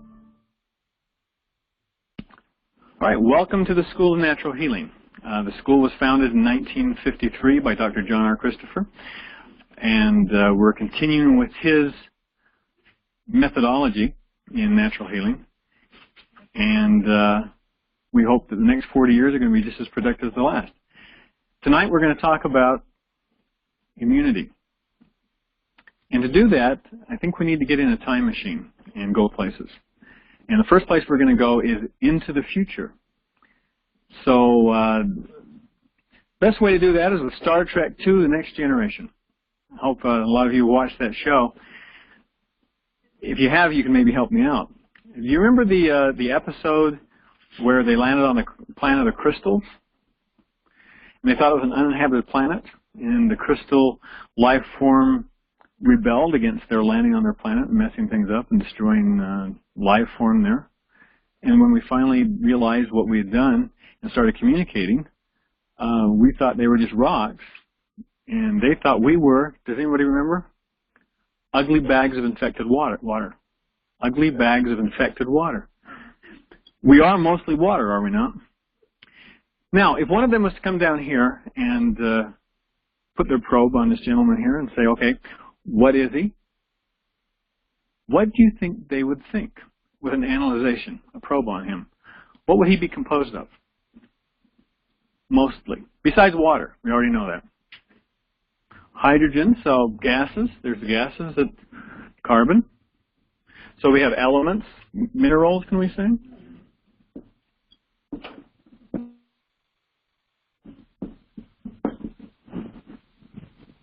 Well, look at him. There's something there besides minerals and gases. What kind of holds them together? He's got a skeletal system, okay, and then I think a lot of that's minerals. Something's alive. There's something alive there. There's definitely some spirit there if they could detect it. I'm looking at him, I can see a lot of something. Cells, okay. What kind of cells is it? Plant cells? He's not vegetating here. Animal cells. You think he's mostly animal cell? Okay.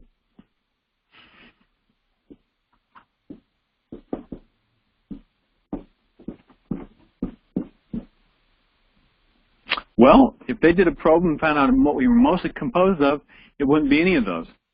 You see, we do have 10 trillion animal cells, it's true.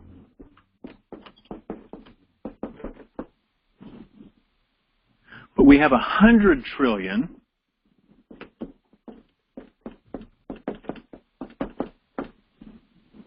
bacteria cells. So we're mostly bacteria.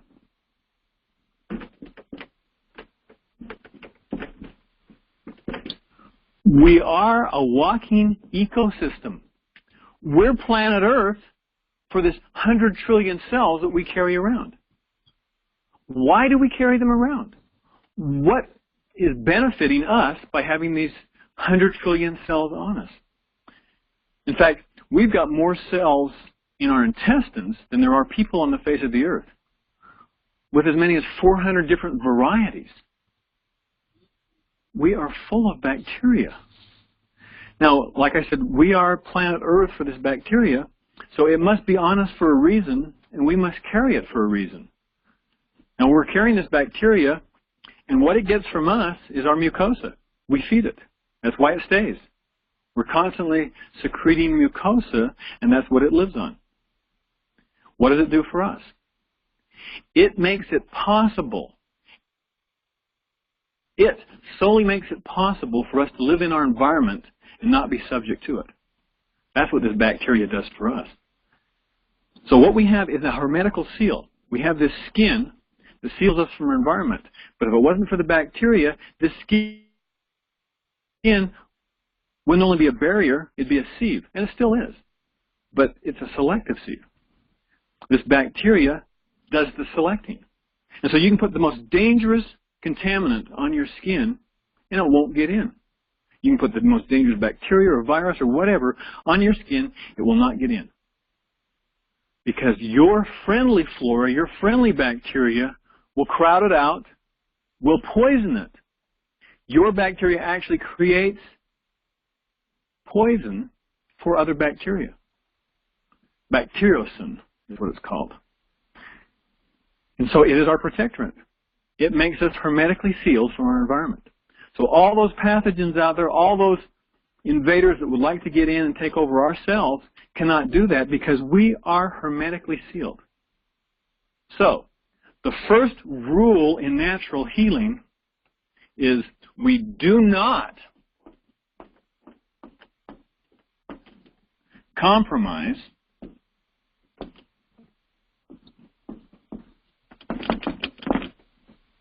this hermetical seal. We do not.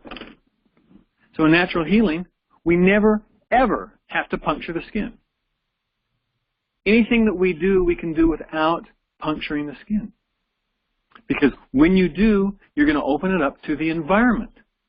You can get 100 million AIDS cells on the tip of a pin.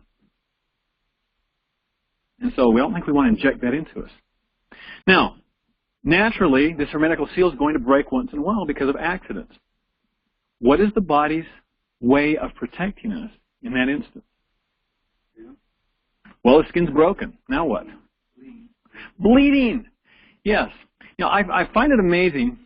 People will go give a pint of blood every so often. That's fine. But if they get a little cut and they bleed, it's like they immediately have to stop it. You can't let any blood out. No, that's the way the body has of flushing those invaders out. So bleeding helps. And so when we do cut ourselves, we do want to bleed. Now, how much blood do you get when you inject a needle into somebody? 0. So whatever was on the tip of that needle is into your system, bypassing your first line of defense and leaving you vulnerable. Because there's no way of flushing it back out again. Of course, when they do it, they don't want to flush things out. They're trying to put something in. But whatever's riding on that needle, and this environment is full of it, it's full of pathogens. We do not live in a vacuum. And it's out there no matter how sterile you try to make something. It's still going to be there. So we don't want to break that hermetical seal. Now, when we cut ourselves, the body is amazing at how fast it repairs. And immediately, it starts creating skin to cover up the hole that's been created. This is a very small hole, but it's blown up. And so we go ahead and let the cells flush out, go ahead and let it bleed, flush out any invaders that were coming in, and then the skin starts to repair this, starts netting it over. Now, when it does, one of the most amazing substances in the universe happens in that area right there. Pac-Man. How many of you played the game Pac-Man? How many haven't played the game Pac-Man? How many just don't want to raise your hands? I made you raise them. Pac-Man is a game where electronically you have this circle that has a mouth, and it goes around the screen gobbling up impurities. And for each of the impurities, you get points. Well, your body has the same thing, this Pac-Man. They're called phagocyte cells of the immune system. Most notably, macrophages. These macrophages then go to this site where the damage has been caused, and they'll come in here, and anything that's coming in that wasn't flushed out, anything that's coming in that wasn't flushed out, they'll gobble up. Amazing. Our immune system works so well. Now, as these macrophages gobble up these impurities, they may come across something that's alive, or something that would like to be alive, a bacteria or a virus. When they come across this bacteria or virus, they recognize it as being something very dangerous for you, something that wants to invade your system and use your resources and use your mucosa, which your flora wants, or use your cells to replicate like viruses do. And so the macrophage will then take the genetic code of the bacteria, the protein, the antigen, and display it on itself.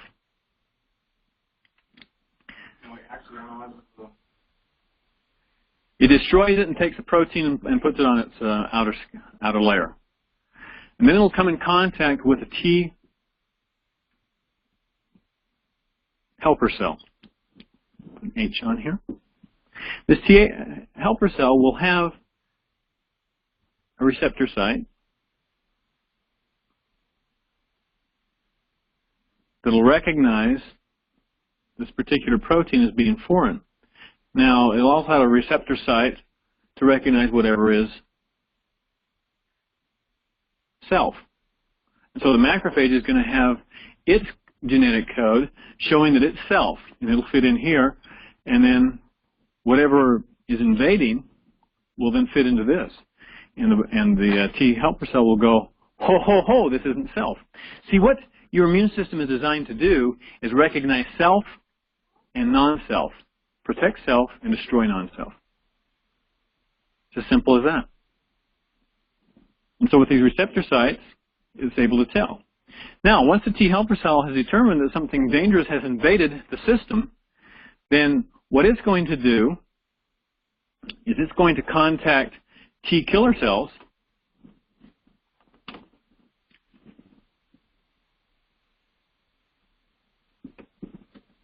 and these T killer cells will then be very specific. They'll be able to create a chemical that will kill this particular invader. And they'll actually inject it into the bacteria and destroy that bacteria.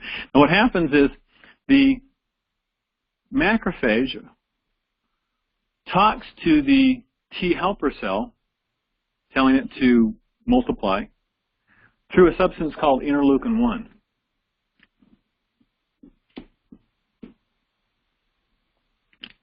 It's just the chemical, the protein, that they communicate between each other with. And this interleukin-1 then stimulates the production of T helper cells. The T helper cell then produces a substance called interleukin-2, which then stimulates the production of T killer cells. And when it does that, these T killer cells, the T helper cells, they multiply rapidly, much more rapidly than do bacteria or viruses. And just to show you how fast bacteria can grow, you could get an infection, say in your head, not know it, wake up the next morning with your head the size of a watermelon. That's how fast bacteria can grow in your system. It's very fast growing. But your immune system can grow even faster than that.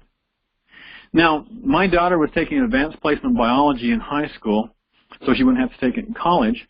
And they got to the immune system. The teacher said, anybody here know anything about the immune system? So she raised her hand, being my daughter. She knew quite a bit about it. And so the teacher let her explain.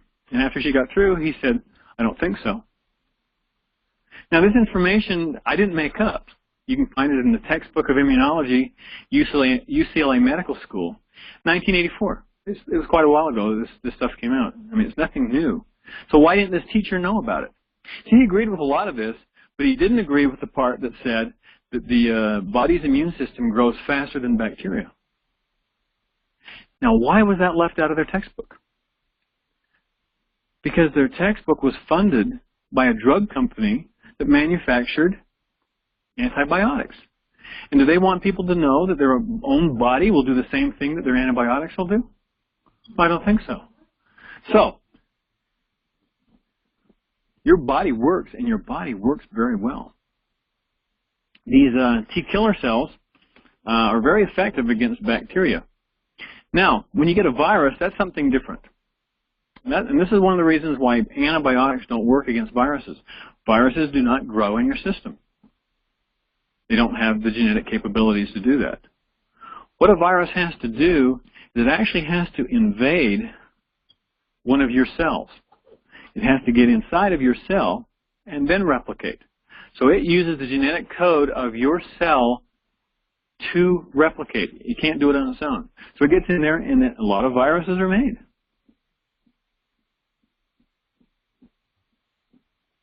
Once these viruses are made, then the cell bursts open, and then they go and infect other cells. The problem is your immune system isn't going to destroy your own cell. It can't tell that there's anything wrong there. Well, that's why an antibiotic can't do that, okay, because it doesn't see anything wrong. Well, one thing that you have to realize in this universe is that there's some constants. And one of the constants is, if it's alive, it has to be nourished. And if it's nourished, it has to eliminate. It's as simple as that. So this cell is constantly being nourished, and it's constantly eliminating. The viruses are in here. You can't tell they're in there because they're inside the cell. But with this elimination of the cell, then the proteins, the genetic code of the viruses is in that elimination. And so your Pac-Man comes along, gobbling up impurities. It gobbles up this impurity and goes, uh-oh, bing, bing, bing, bing, bing, bing. And then the whole system kicks into play here. What happens is the T killer cells then will come up to this cell, inject its poison into the cell, and destroy this particular cell, saving the body from this particular invader. Your immune system is ingenious, and it works so well. Another thing that it can do, the T helper cells also produce a substance called BCG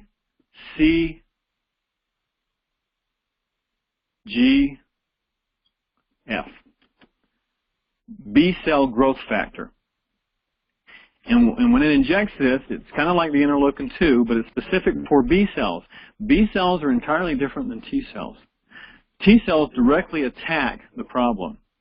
B cells produce antibodies. These are proteins put out by the immune system, little Y-shaped proteins.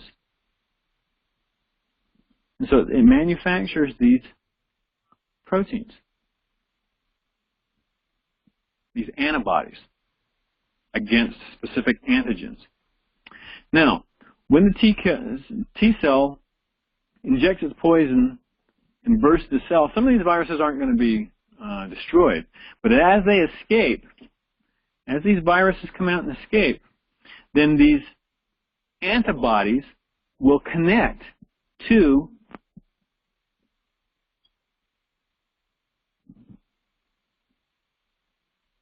one of these viruses, slowing it down so that the macrophage can devour it or a T cell can destroy it, and it actually is a marker.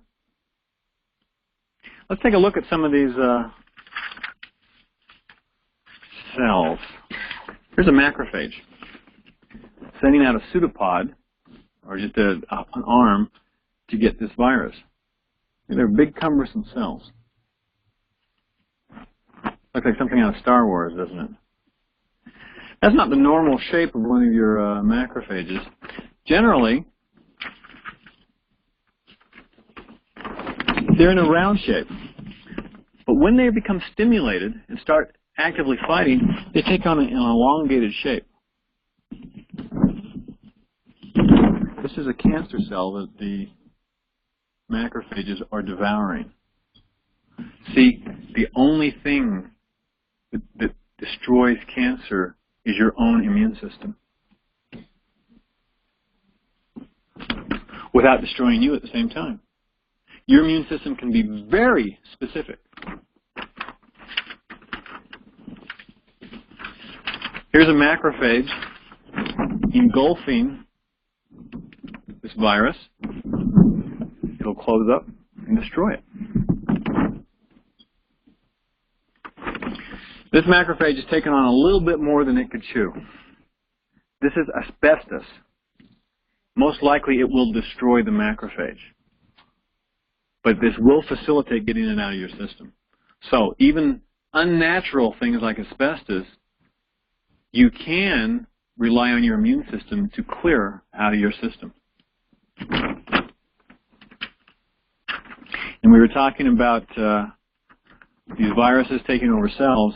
They were able to actually capture one that was bursting. Here's one of your cells that was full of viruses at the point that it burst. They used dyes to get the differentiation here. Isn't that amazing? Look how many there are. It's no small wonder that you can come down with a cold and be totally infected in a day. These viruses are very clever. Isn't that amazing?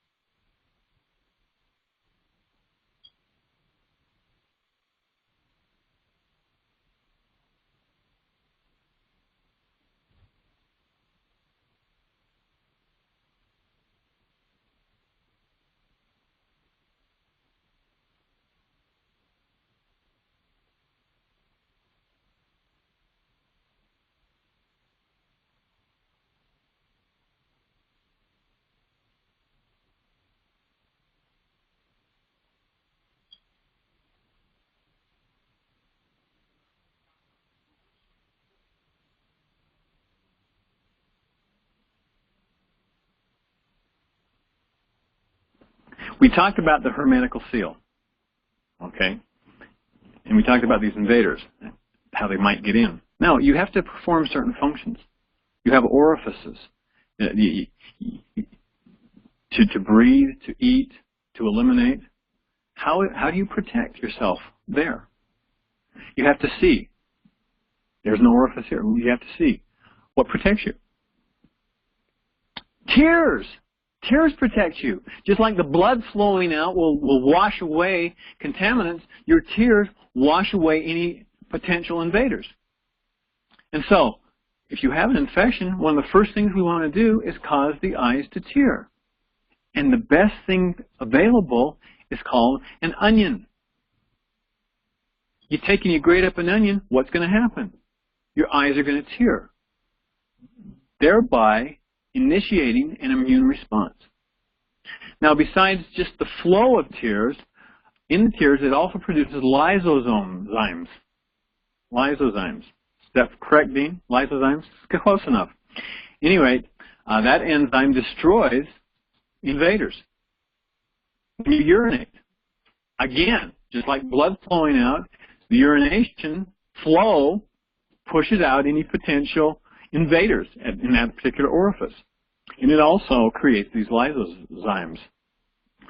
Oh, I got to get that pronunciation right. Lysozymes. What else do we have? We have lungs. We have to breathe. So, when we're out there jogging on State Street with all the traffic, the buses, the trucks, all the cars, why is it that people jog on the busiest thoroughfares? When I get my exercise, I like to go out to a side road where there aren't any cars. If I see a car, if I see 4 cars during my hour out, I feel I was robbed. These guys see 4 cars every second. So they're just really sucking in these contaminants. When you breathe in air, a lot of that can be trapped by the hairs in your nose, by the mucosa, and then you can blow it out. So when you exercise and breathe through your mouth, you've just eliminated all this part of your immune system. It's going to defend you. Right down into your lungs, all these contaminants go. But again, these macrophages are going to gobble up the impurities because in that thin layer of mucus that's on your lungs that can trap these particles, also the macrophages can move around in that thin layer of mucus. And so that's going to protect you. And again, if these viruses or bacteria invade through breathing, the macrophages are going to grab right onto them. That's the way your immune system works. Isn't it amazing? I love it. It's just like there was a plan. Duh. Yeah, there was a plan. Absolutely.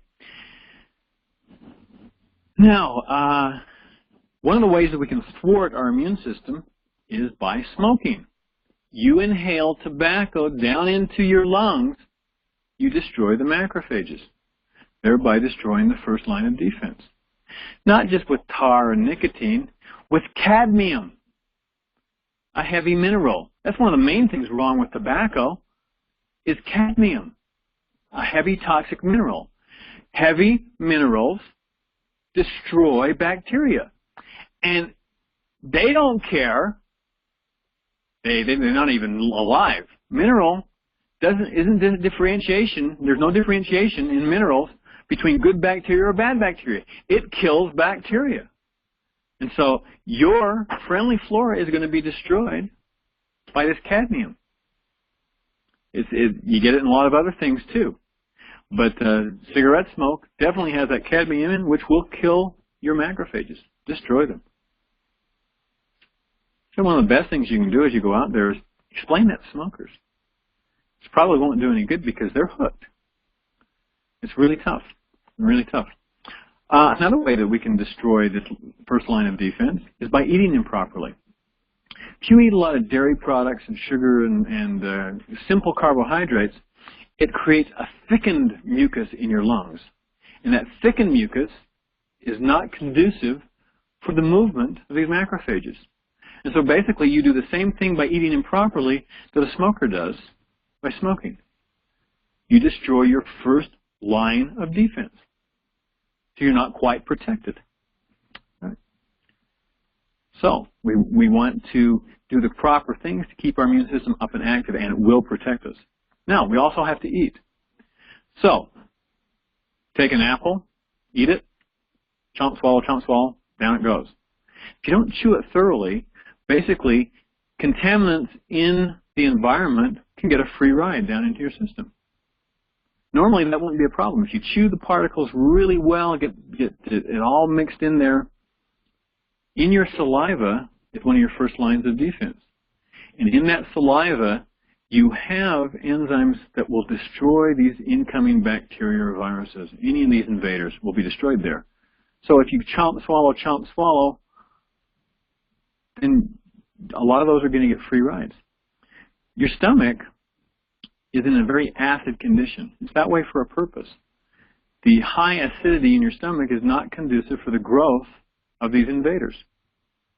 So being acidic, you are protected from invaders. But if they get a free ride in the food and it's not acted upon by your digestive juices, into the intestinal tract it goes. And the intestinal tract is alkaline. And that is exactly the pH that these invaders want. It's the environment that your friendly flora wants, and it's the environment that it wants. Now, other ways we have of thwarting this process, say we do chew our food well, but then we're eating the wrong kinds of food. Say we're eating highly acidic food. Grains that haven't been treated properly in their acidic state. Grains are a very good food, but they're a highly storable food, and they're highly storable because of their acidity. That acidity is damaging to us.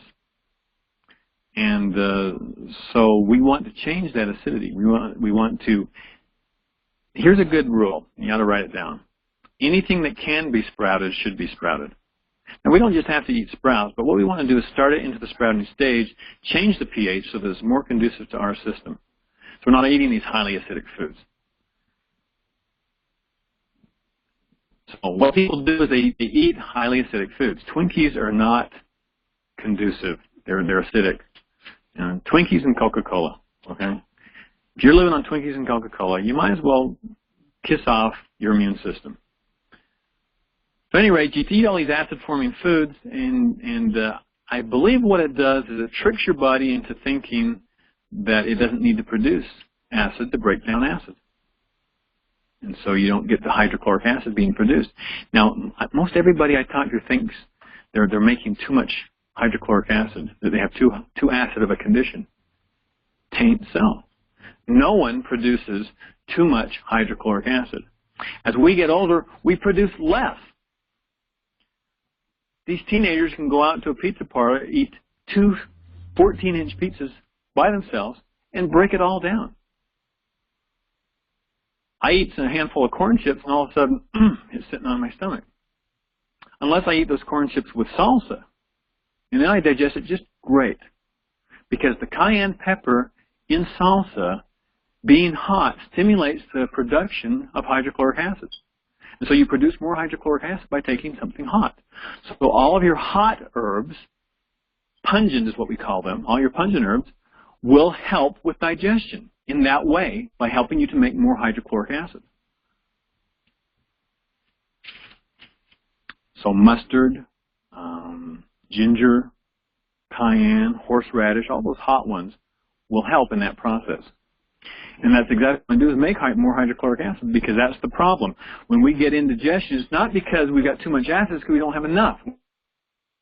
We can't break down the food properly. Now, the body has a mechanism to take care of that situation. Basically, the valve will open up. You'll get a backwash of alkaline matter from the intestines into the stomach. And it's at that point that we all think, oh, wow, the acid's terrible. And then we take an antacid. Then we thwart the whole process. We totally alkalize everything in our stomach, totally confuse the body. Oh, whoa, look at all this alkaline in the stomach. We better flush it down to the intestines, to where it's supposed to be. And so undigested food is being sent into the intestines. Now, I've heard medical doctors say, you don't even need your stomach. Boy, yes, you do. One of the things that your stomach does, the hydrochloric acid, is to break down break down protein into smaller chains of amino acids, to start breaking down protein. And then it can go into the intestines, and the pancreas then does produce the enzymes necessary to then further break down those proteins into smaller chains of amino acids. And by the time it gets to your intestines, where the villi is at, okay, here's your intestines. And they're not smooth like that. They're actually like this. There's these finger-like projections called villi. And that's to give you more surface area. And so once protein gets down to here, then it's totally broken down into amino acids. You do not use protein. There's no way that you can use protein in the digestive process. Once the protein is broken down into bypass and go into your system. So with that in mind, we ate this apple. Here it is. I'm sure it's still red and in its whole state, right? We ate this apple. It's down in our intestines. Here's the question. Is it inside our bodies or outside our bodies at this point? It's definitely outside our bodies, yes. Until it passes through this skin, just like the skin out here, this is what protects us from our environment. Until it passes through the skin, it doesn't become part of us. Now, it can't pass through that skin unless it's of the right molecular weight, if it's been broken down properly, because on this skin we have that friendly flora we were talking about. So thick that nothing can pass through it except what's supposed to pass through it.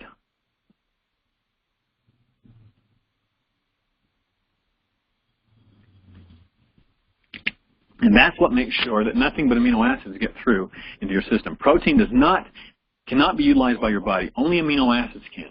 The body takes amino acids and makes protein. And it's important to know in dealing with the immune system.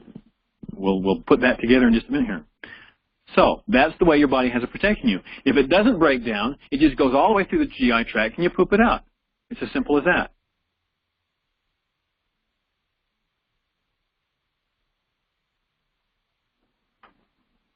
Now, what do we do to thwart that process? We go to medical doctors, and they'll give you an antibiotic. An antibiotic will wipe out all the flora in your intestines.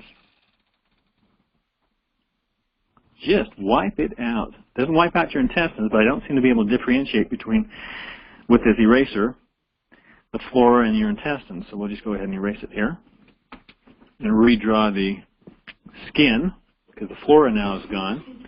Now, it gets rid of all the flora, antibiotics, or colloidal silver. You know, there's this big thing in the health industry now about colloidal silver. Hey, there was a big thing back a number of years ago with DMSO. I mean, everybody was selling DMSO. These fads come and go. And when enough people get damaged with colloidal silver, that one will go too.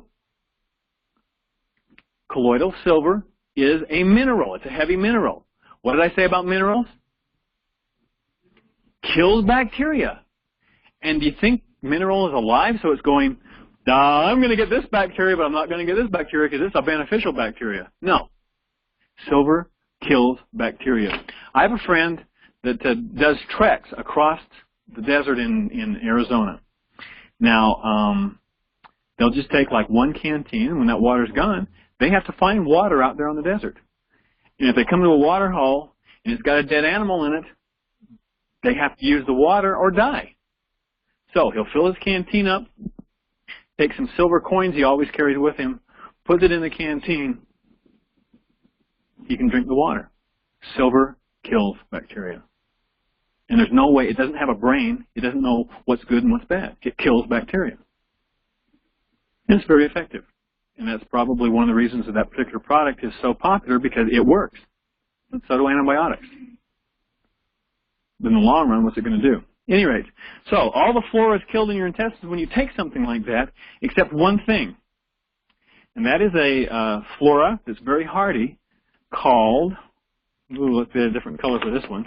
We'll make this one blue. It's called Candida albicans. Candida albicans is in your intestinal tract for a purpose. It's got to be there. It's one of your friendly flora. It doesn't seem so friendly when there's an overgrowth, does it? But Candida albicans is in your system for a purpose. Candida is there to break down sugar and alcohol. Now what happens is you wipe out all the flora with an antibiotic or with minerals or something, and what happens is the Candida goes, whoa, P, look at all the room. And it takes over all this space that's been left because you wiped it out. Then all you got left in there is candida, which only breaks down sugar and alcohol, which is fine for most Americans. That's all they eat anyway. But the problem there is if you continue to eat sugar and drink alcohol, what's going to happen is this candida yeast is going to look for more room and will actually drill holes through your intestines and end up in your bloodstream, and then it becomes systemic. Then you have a yeast overgrowth throughout your whole body. And it can mimic any disease in the world. That's why it threw medical doctors off for so long, because they didn't know what was going on. Because they knew there was the classic symptoms of this particular disease or that particular disease, but the signs weren't there that confirmed that it was that disease. And so that's why they ended up giving you Valium if you had candida overgrowth, because they couldn't detect what the problem was. Basically, it's just an overgrowth of yeast in your system. Now, the next step after yeast overgrowth is chronic fatigue syndrome. You never, ever have chronic fatigue syndrome without first having yeast overgrowth. It's like night follows day. Chronic fatigue follows yeast overgrowth. Now, taking antibiotics aren't the only way of getting a yeast overgrowth. How else can you get a yeast overgrowth? What does yeast grow on? It grows on sugar and alcohol. So, if your diet consists of sugar and alcohol, then naturally, your body doesn't need the other flora and will only keep the yeast. You've effectively destroyed all the other flora just by selectively only eating sugar and drinking alcohol. Another way that you can effectively destroy that is with yeast-having minerals, and that was demonstrated a lot by our forefathers. The drug of choice 300 years ago, 400 years ago, up until 1945, was mercury.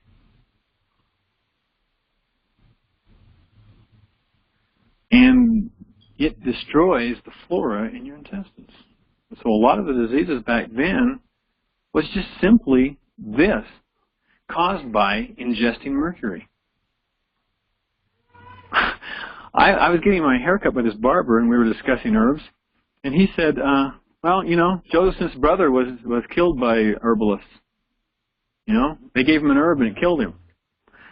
And I said, what herb was that? And he said, calomel. Now, I guess that sounds a lot like chamomile. But calomel is a acid extraction of mercury. So he was killed with mercury compound, calomel. And it wasn't administered by any herbalist that I know of. Herbalists don't give those type of things.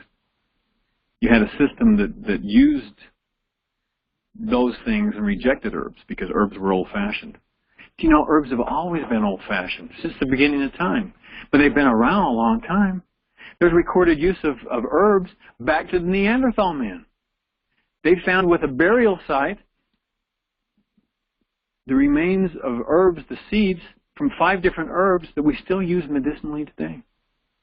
Herbs have been around a long time. So yeah, they're old. But you know, the information about herbs doesn't grow old. Because herbs have such a long-standing use, they've been used for so long, that you know exactly what they're going to do. And so, I was in a bookstore in England where I came across this herbal, and I kick myself every time I think about it that I didn't buy it. It was $600, but it's still something I wanted to get. It was an herbal by Thomas Green, I believe his name was, 1867 or something like that. But the information was as valuable then as it is today. Because the usage of herbs doesn't really change. We may know more about them scientifically, about the chemical composition, but the usage doesn't change. And the herbs are the same today as they were 100 years ago, 200 years ago, and the same as they'll be in 200 or 300 years. Herbs are constant. They are the only trustworthy medicine out there. The only safe and effective medication that's out there are herbs. At any rate, we're not talking about herbs tonight. What we're talking about is the immune system. So, here we have this yeast overgrowth that can be caused from a number of different things. Now, how do we get rid of it? Well, let's start thinking like vitalists, okay? vitalists are the opposite of allopaths. Then that's the type of medicine we have today. In that they look at a situation and they say, oh, this person's not functioning well, they've broken down, we have to fix them. Whereas a vitalist will look at a situation and go, oh, that's how the body's reacting. Well, that's a good way to work. Let's help it out in its course. One of the best ways to well, let's get into that in a minute. Let's finish off with this, and then we'll explain about the differences. Anyway, to get rid of a yeast overgrowth, basically you look at the situation and you go, gee, how does that particular flora function? Why does it function? What's happening there? And we know that it breaks down sugar and alcohol, that it thrives on sugar and alcohol. So what's the logical thing? Stop sugar and alcohol. So you don't need to go to medical school for 16 years. In fact, that's going to thwart your process because they don't teach common sense there. Common sense is all we need. Yeah. Yeast grows on sugar and yeast grows on alcohol. So you stop sugar and alcohol. It's pretty simple. You stop doing it. Of course, then the thing is how do you exist? Well, we find that simple sugars really cause yeast to grow.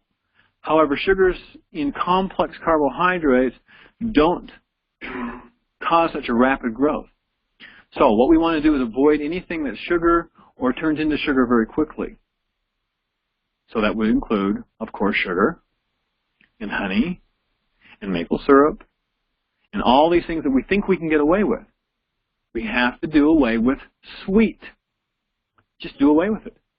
Basically what we do with a Candida diet is we put them on brown rice and vegetables.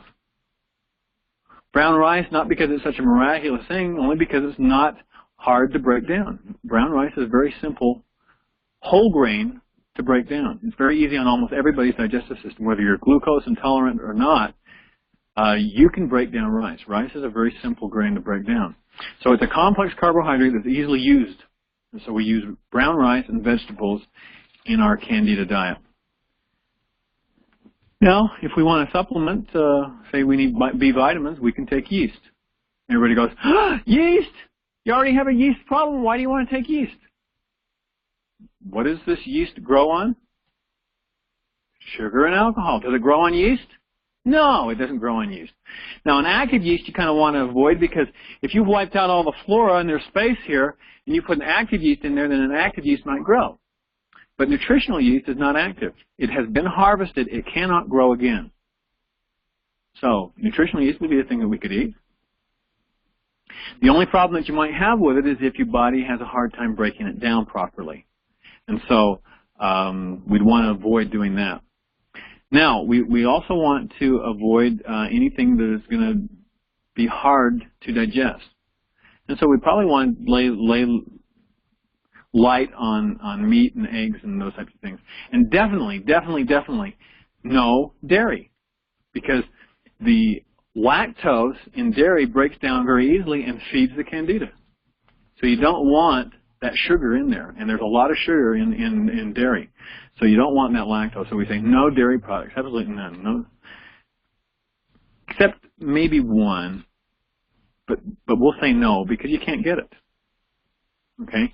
We will take questions later, so write down your questions and we'll answer them. People say, well, let's do yogurt. Well, yogurt deserves its reputation as a food that'll help here, except for the fact nobody has it. What you find in the store that's called yogurt is not. It's garbage. They totally wipe out all the friendly flora, and then they put acidophilus back in. Some of your health food brands. The other brands, it has nothing.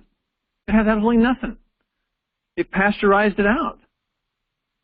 It's interesting about pasteurization. Pasteurization kills all the friendly flora. And what is it? Pasteurization is at 155 or 160 degrees.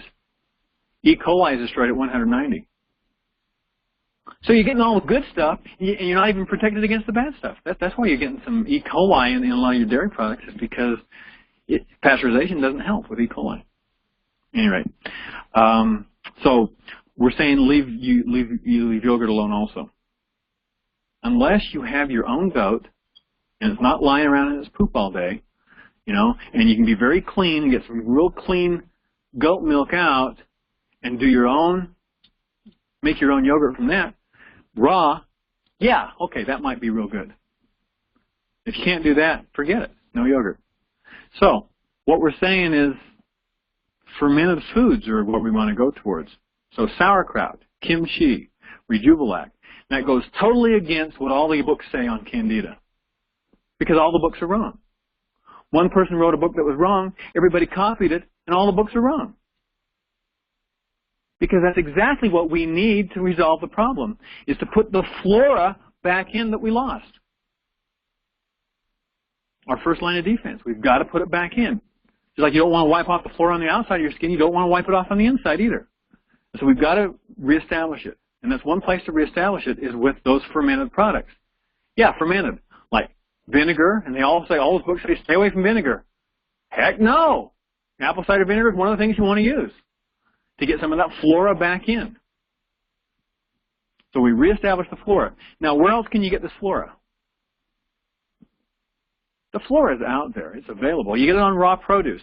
Raw produce would be a place to get it, unless that raw produce has been treated. Have you ever wondered why you go into a health food store, a natural food store, and they got flies and they've got fruit flies and they've got all kinds of problems and their potatoes are sprouting, and I mean, you go to a regular grocery store and everything's sterile, nice, clean. What a filthy environment natural food stores are. Well, no, the natural food stores have flora on the produce. These other ones don't have any flora left. It's been taken off. It's been destroyed. It's been chemicalized. They actually found a worker up in the Northwest spraying black flag over the produce. And they're going, this must be an isolated instance. No, it was standard operating procedure. They want to make that environment sterile. So if you want to get some fresh produce out of your garden or something you can trust like organically grown, you can get friendly flora from that.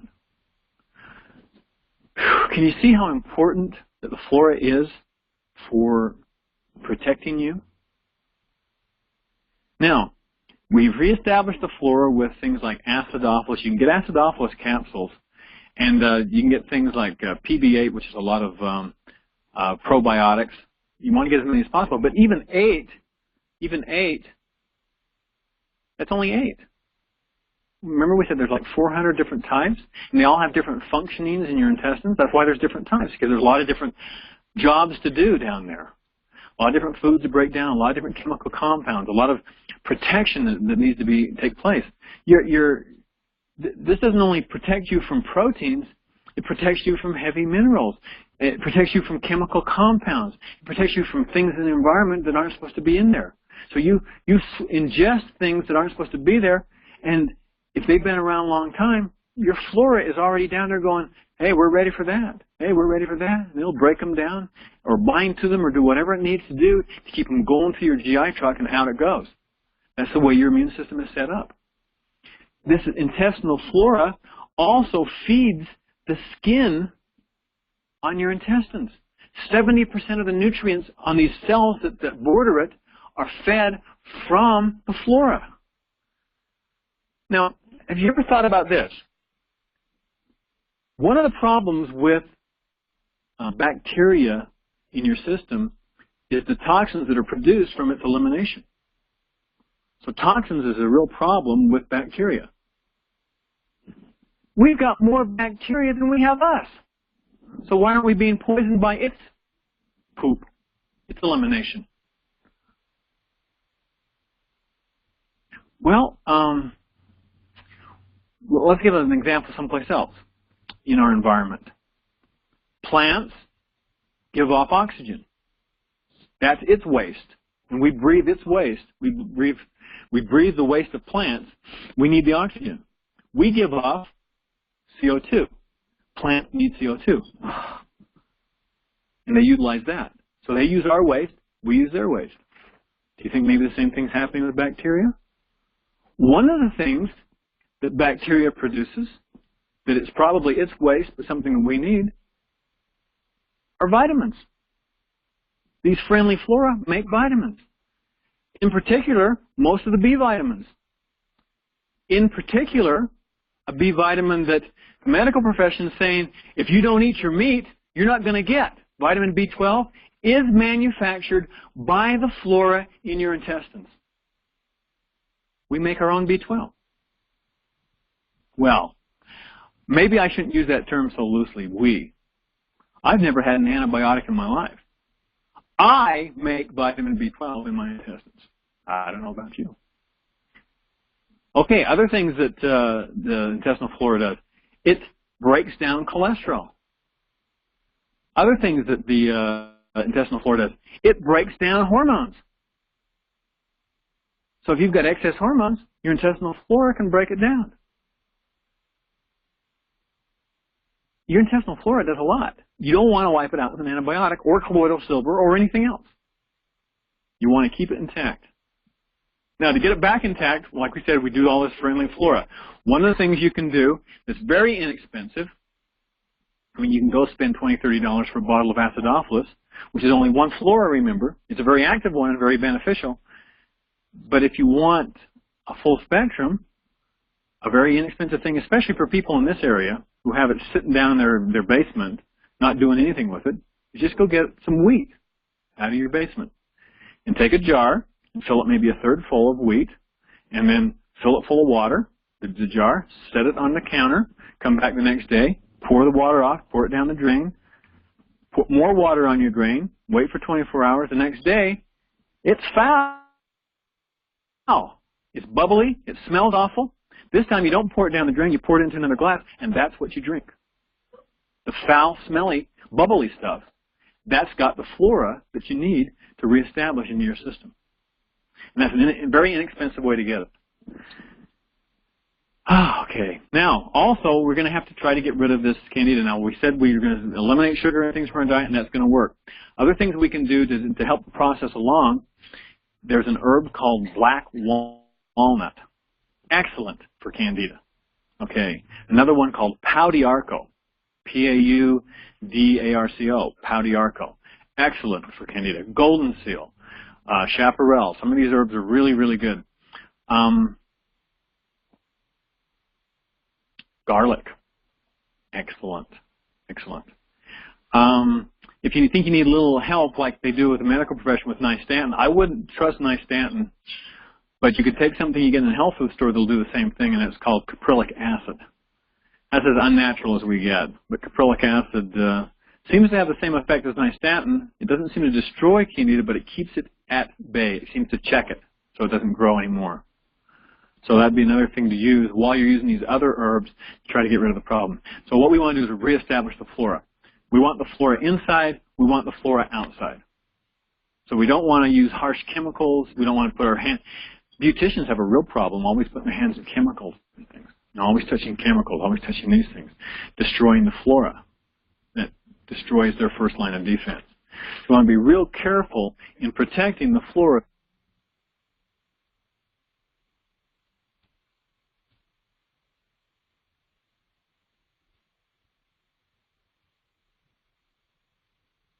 So we have our vitalists here. This was explained somewhat in the Be Your Own Doctor course. So if you want a good explanation here, pick up that course. We also call the other guys atomists because they only believe in what they can see, the atom. So when a vitalist looks at you, they say, gee, you're functioning. Whereas these guys look at you and they say, oh, you're broken. And so they try to fix it. For example, let's take a fever. Okay? What happens when an atomist, your present doctors, see a fever? What do they think? Got to break the fever. Even though they've been giving lip service to, a fever may be beneficial, they always still try to break a fever. Because they look at you and say, you're not functioning. You're broken. We got to fix you. And so they'll fix you with what? It's usually just an aspirin.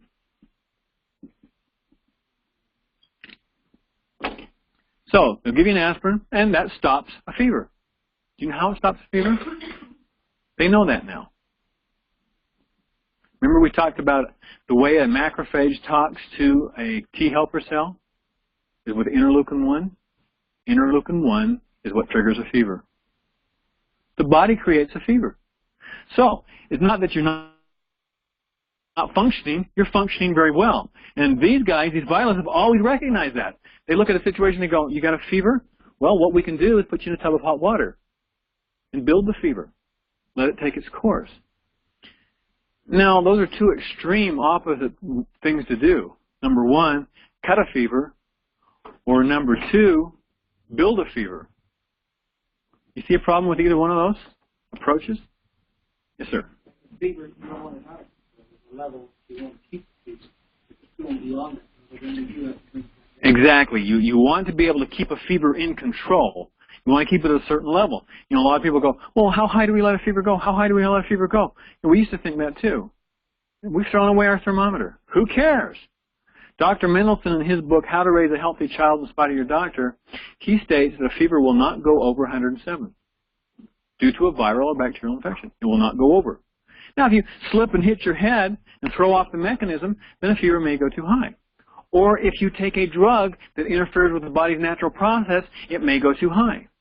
Or if you get a vaccination that's gotten up into your brain, it may go too high. But due to a simple viral or bacterial infection, it will not go over 107 degrees, even if you don't do anything. Now, but we want to actively work with the fever. So we put them in this tub of hot water. We build the fever. But one thing that we recognize is that when you have a fever, you're generally thirsty. And so if you're thirsty, we go, oh, you want something to drink? We'll give you something to drink. We don't give you a little bit to drink. We give you a lot to drink. And so basically what we do is we give like a quart of yarrow tea for each 45 minutes. We put them in the hot tub. Now, if you got them in there for 2 or 3 hours, they've consumed a lot of yarrow tea. Why do we use yarrow tea? Yarrow is a diaphoretic. What does diaphoretic mean? It makes you sweat. Okay. Any diaphoretic, if you take it hot, it'll make you sweat. If you take it cold, it becomes a diuretic, which means it'll make you urinate. Now, with this procedure where we're giving this hot diaphoretic tea in large, copious amounts, you would think that you would urinate till the cows come home. But you don't. You'll be lucky if you can get a cup of urine out of these people. So where does it all go? Right out through the pores. And that's what regulates the temperature of the body. That's what will make sure it won't go over that 107 degrees, what you're doing. Has anybody ever walked into a walk-in cooler? It's not so bad. You can work in there for quite a while, can't you? Say it's 32 degrees. You can work in there for a long time. Now, have you ever got into a tub that was 32 degrees of water? That's about where we're going to get some ice, isn't it? Okay? You can get into there, and you're not going to stay very long. The transference of temperature through water is immediate. Through air, it's going to take a while. And that's one of the reasons we use water and not like a sauna or something. We use water because the transference is immediate. And we can make sure that that temperature does not go over what we need it to go over. You can do that with a sauna too. As long as you're taking plenty of liquid, making sure that transference happens, then you can be pretty safe in a sauna too, as long as the liquid is going in. And with the tub, we want to make sure the liquid's going in also. So we want to put more in than is going to go out. You perspire, and that perspiration has 96% water and 4% solids. And I believe urine is 94%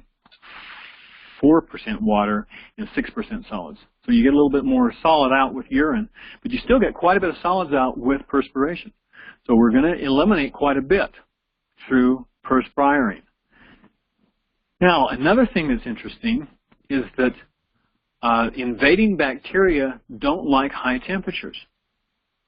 So you'll actually decrease the activity of invaders by raising the body's temperature. But your immune system functions at a higher rate of speed more efficiently at a higher temperature.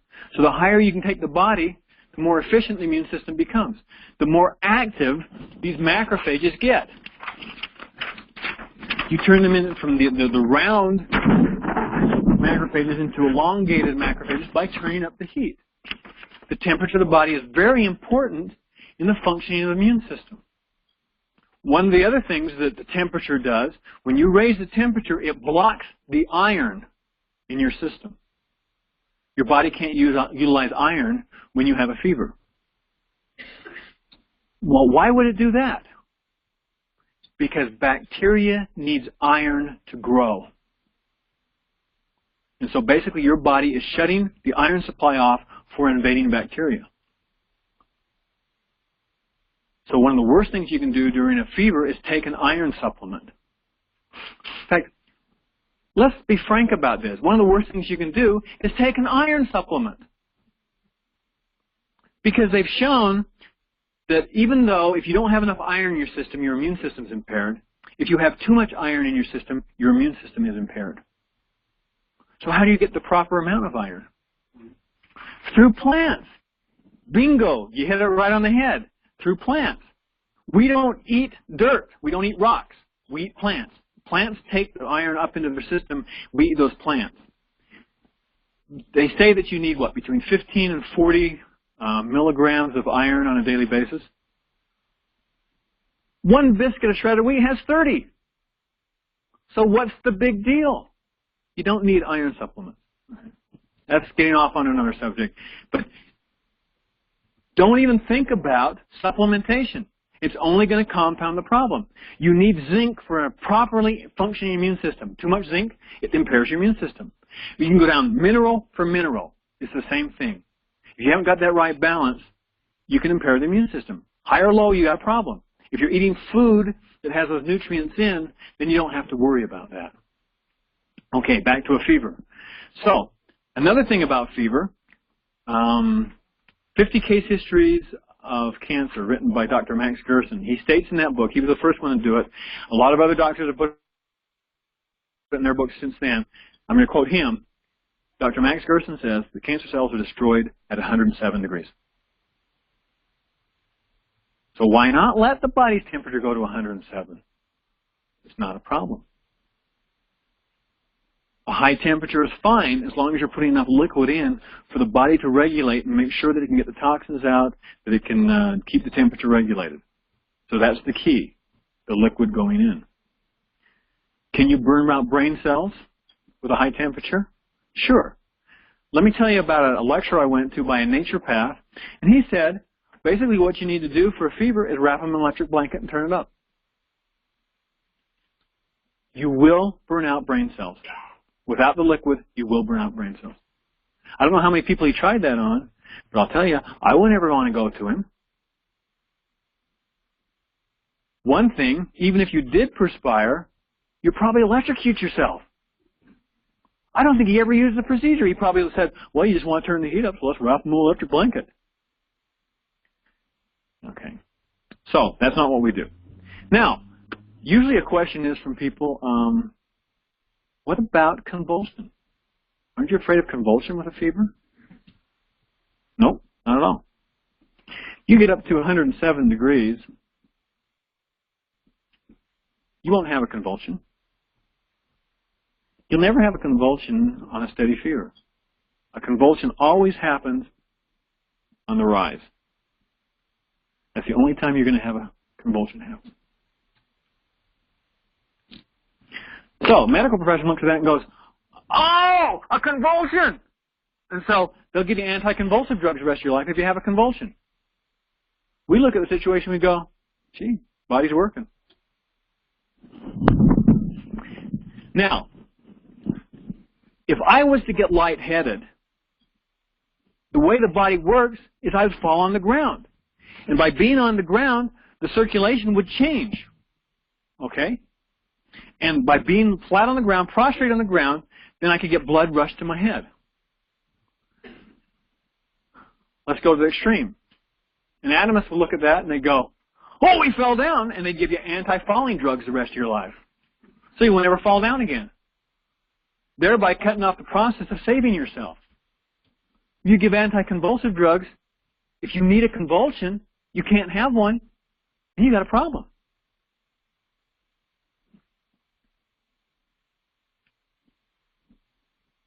The body works, and it works really well. And we just have to be smart enough not to get in its way, to observe what it's doing and try to help it in its course. And certainly never, ever, ever thwart the body's process of taking care of itself, because the body does work. If you have a convulsion, the main thing you want to be concerned with, because nobody dies from convulsions, the main thing you want to be concerned with is that they don't like slip under the water or swallow their tongue or something. Okay? Make sure they keep breathing, but they're not going to die from a convulsion. This is the body's adjustment. Take epilepsy, for instance. You know, they give something to keep you from having seizures. We look at that and we go, gee, what's the body trying to do? Maybe it's trying to seize something from some part of the body because it's lacking something. So the way we deal with epilepsy is we make sure they get all the nutrients that they might. We don't know which one it is. We just give them all these nutrients, and it works. And the seizures don't happen because the body doesn't have to seize something from some other part of the system that is not there. Are you kind of following the kind of differences between these two philosophies? And that's the whole thing. It's a difference in philosophy. You know, and it doesn't matter how nice a guy these guys are. They can be the nicest person in the world and have all the empathy in the world for you and do everything they can to help you. But if the system's wrong, if the philosophy's wrong, if everything it's based on is wrong, then they're only going to do damage. What kind of damage can they do? By AMA standards, okay, the AMA admits, this was in the JAMA, Journal of American Medical Association, they admit to 188,000 iatrogenic deaths a year. Do you all know what iatrogenic means? Doctor caused. They admit to 188,000 a year. In other words, you go see a doctor with one problem, you end up getting another one and dying from it, from his procedure. If the procedure is flawed, this is going to happen. It's a small percentage. You're only looking at maybe 1%. 1, maybe 2%. And then doctors go, hey, give us credit, 98%. Okay, let's give airline pilots credit. Let's let them have 98%. Let's take 98 flights, that 99th flight, boom, they can crash it. It's the same thing. That's their figures, 188,000. Dr. Dean Black, in his book, Health at the Crossroads, estimates it to be more like 700,000. See, this figure is very conservative. Hey, listen. 50,000 men died in Vietnam. What was that, a 15, 20-year war? 50,000 men died in Vietnam. They're taking more than that a quarter. Because they're based on an incorrect principle. You can be as careful as you want with that incorrect principle. If it's incorrect, it's going to cause problems. You cannot fight the body and expect it to be well and whole. But you can work with it. You can work with the body.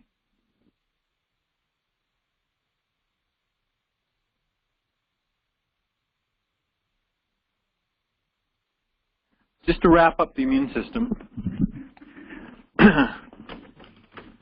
let me just tell you the difference between vitalists and atomists as far as your immune system is concerned.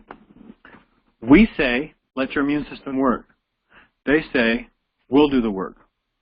Okay? So after you've taken this aspirin and you've stopped the fever, then you go back to the doctor and he detects that you have a bacterial infection. Well, yeah, you've got a bacterial infection because you won't let your immune system work. So then he gives you an antibiotic to make up for the drug you gave before. And that's their whole system. Drug after drug after drug after drug after drug, cut out an organ. The first real successful organ removal that they did was the tonsils. Dr. Mendelsohn says in his book, How to Raise a Healthy Child Inspired Your Doctor, he says, the only mistake God made was putting tonsils too close to the surgeon's knife. Okay, so, yes, they saved some lives back in the 1800s by cutting people's tonsils out, and then they could breathe again. Okay, they actually did some life-saving techniques.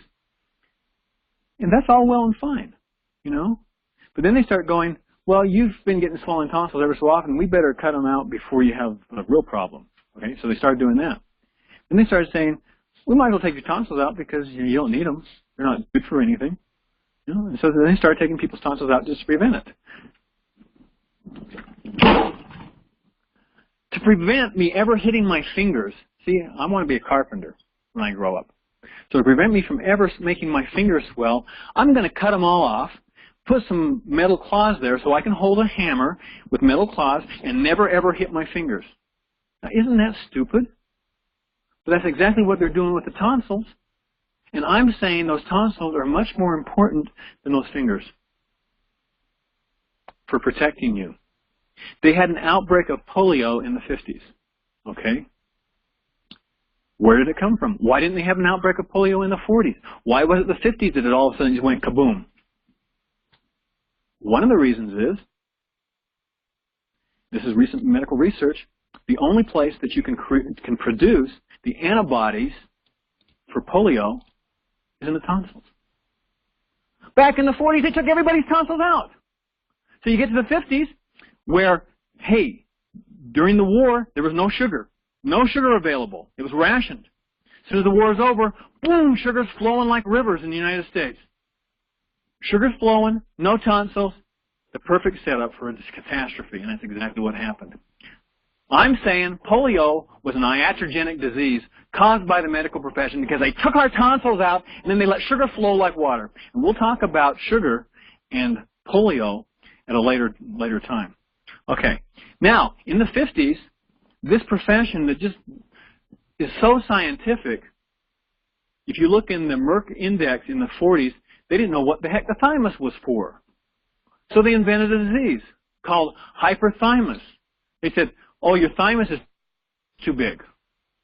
And so they took it out. The thymus is the master gland of the immune system. They took it out back in the 50s because they didn't know what it was for. Now, we can say, oh, it was ignorance. No, it was arrogance. They think they're greater than God. God put it in, and they said, we don't know what it's for. We'll take it out. They didn't only surgically take it out, they irradiated it in some of their patients. Every one of those patients came down with thyroid cancer. Okay, these guys not only don't help your immune system, they assault your immune system. So, here we got the thymus gland that was destroyed by these guys. We have the tonsils that's taken out still today by these guys, even though their textbooks on immunology say don't take the tonsils out, it's an integral part of the immune system, they're still taking them out. I know someone that just a couple of weeks ago went to a doctor and they were going to take out her appendix. Didn't have a problem with her appendix, they were going to take it out. How do we jump from tonsils to the appendix? Because the appendix is an integral part of the immune system according to their textbooks on immunology. It has direct links to the spleen. Okay, let's make it really simple. The tonsils protect you from here down to your stomach. Your adenoids protect you from here up to your head. The adenoids are an integral part of the immune system. You don't take out the adenoids. They take them out all the time. You don't take out the tonsils. They take them out all the time. Okay? Peyer's patches is what protects your intestines. You make sure you don't take those out. The appendix protects your lower bowel. You take out the appendix, you've got a much greater chance of getting colon cancer or any number of things. The appendix is an integral part of the immune system. The lymph glands are an integral part of the immune system. They take them out. You don't take out what God put in. It's arrogance, not ignorance, it's arrogance. It's a system that's totally lost contact, not only with their God, but with their patients. And that's why you have 188,000 people, by their standards, dying on a yearly basis. 700,000 by our standards. And let's just add something to that, okay? Not only they're assaulting the immune system and destroying us, and destroying our ability to protect ourselves from disease, they're also feeding us in ways that's making us die in droves. 800,000 people a year are dying from cardiovascular disease. It's an iatrogenic disease because the medical profession gave us the 4 basic food groups. Not scientifically because they don't have any nutrition in medical school. 4 basic food groups came from the dairy industry. Someone in the dairy industry, some hotshot in the advertising department, looked at the 7 basic food groups, which was unscientific before that, and said, gee, milk's only 1/7 of the diet. Let's change it this way, and it'll be 1/4 of the diet. So they put milk as 1/4, meat as 1/4, and they did something unprecedented in the history of the world. They took the fat standard, the fat consumption of this nation up to 50%. Why are people dying from cardiovascular disease? Because they taught us the 4 basic food groups correct. Dr. Victor Herbert, in a publication in 1978, said the perfect example of 4 basic food groups, which is good nutrition, is a cheeseburger. Because you've got grain, you've got meat, you've got dairy, and you've got vegetables. That's where they're at. 800,000 deaths a year because of cardiovascular disease, because of Dr. Victor Herbert and his friends. Okay? 700,000 deaths a year because they don't know what the hell they're doing. Okay? Plus all the other things like destroying our immune system, so every other disease we can attribute to them too. Hey, I've become a little bit hard on these guys because they don't know where their place is. Okay? Where their place is with emergency medicine, and they're good. They're really good, and that's where you need to use them. If you have an emergency, if you've fallen off a ski slope, 50 feet to crush every bone in your body, then they're probably the guys you want to see. But if you're just sick, I stay away from them if you want to have good health. Keep your tonsils, keep your appendix, keep your adenoids, keep your Peyer's patches, keep your thymus, keep your immune system.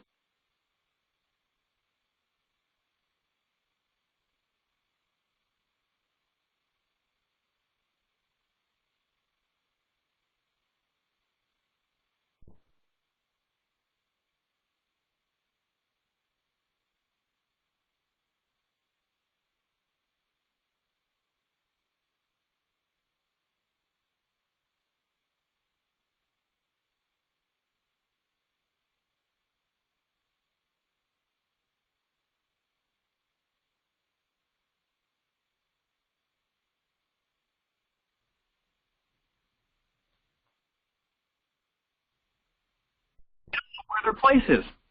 Okay? Where their place is with emergency medicine, and they're good. They're really good, and that's where you need to use them. If you have an emergency, if you've fallen off a ski slope, 50 feet to crush every bone in your body, then they're probably the guys you want to see. But if you're just sick, I stay away from them if you want to have good health. Keep your tonsils, keep your appendix, keep your adenoids, keep your Peyer's patches, keep your thymus, keep your immune system, and it will protect you from disease. Thank you very much.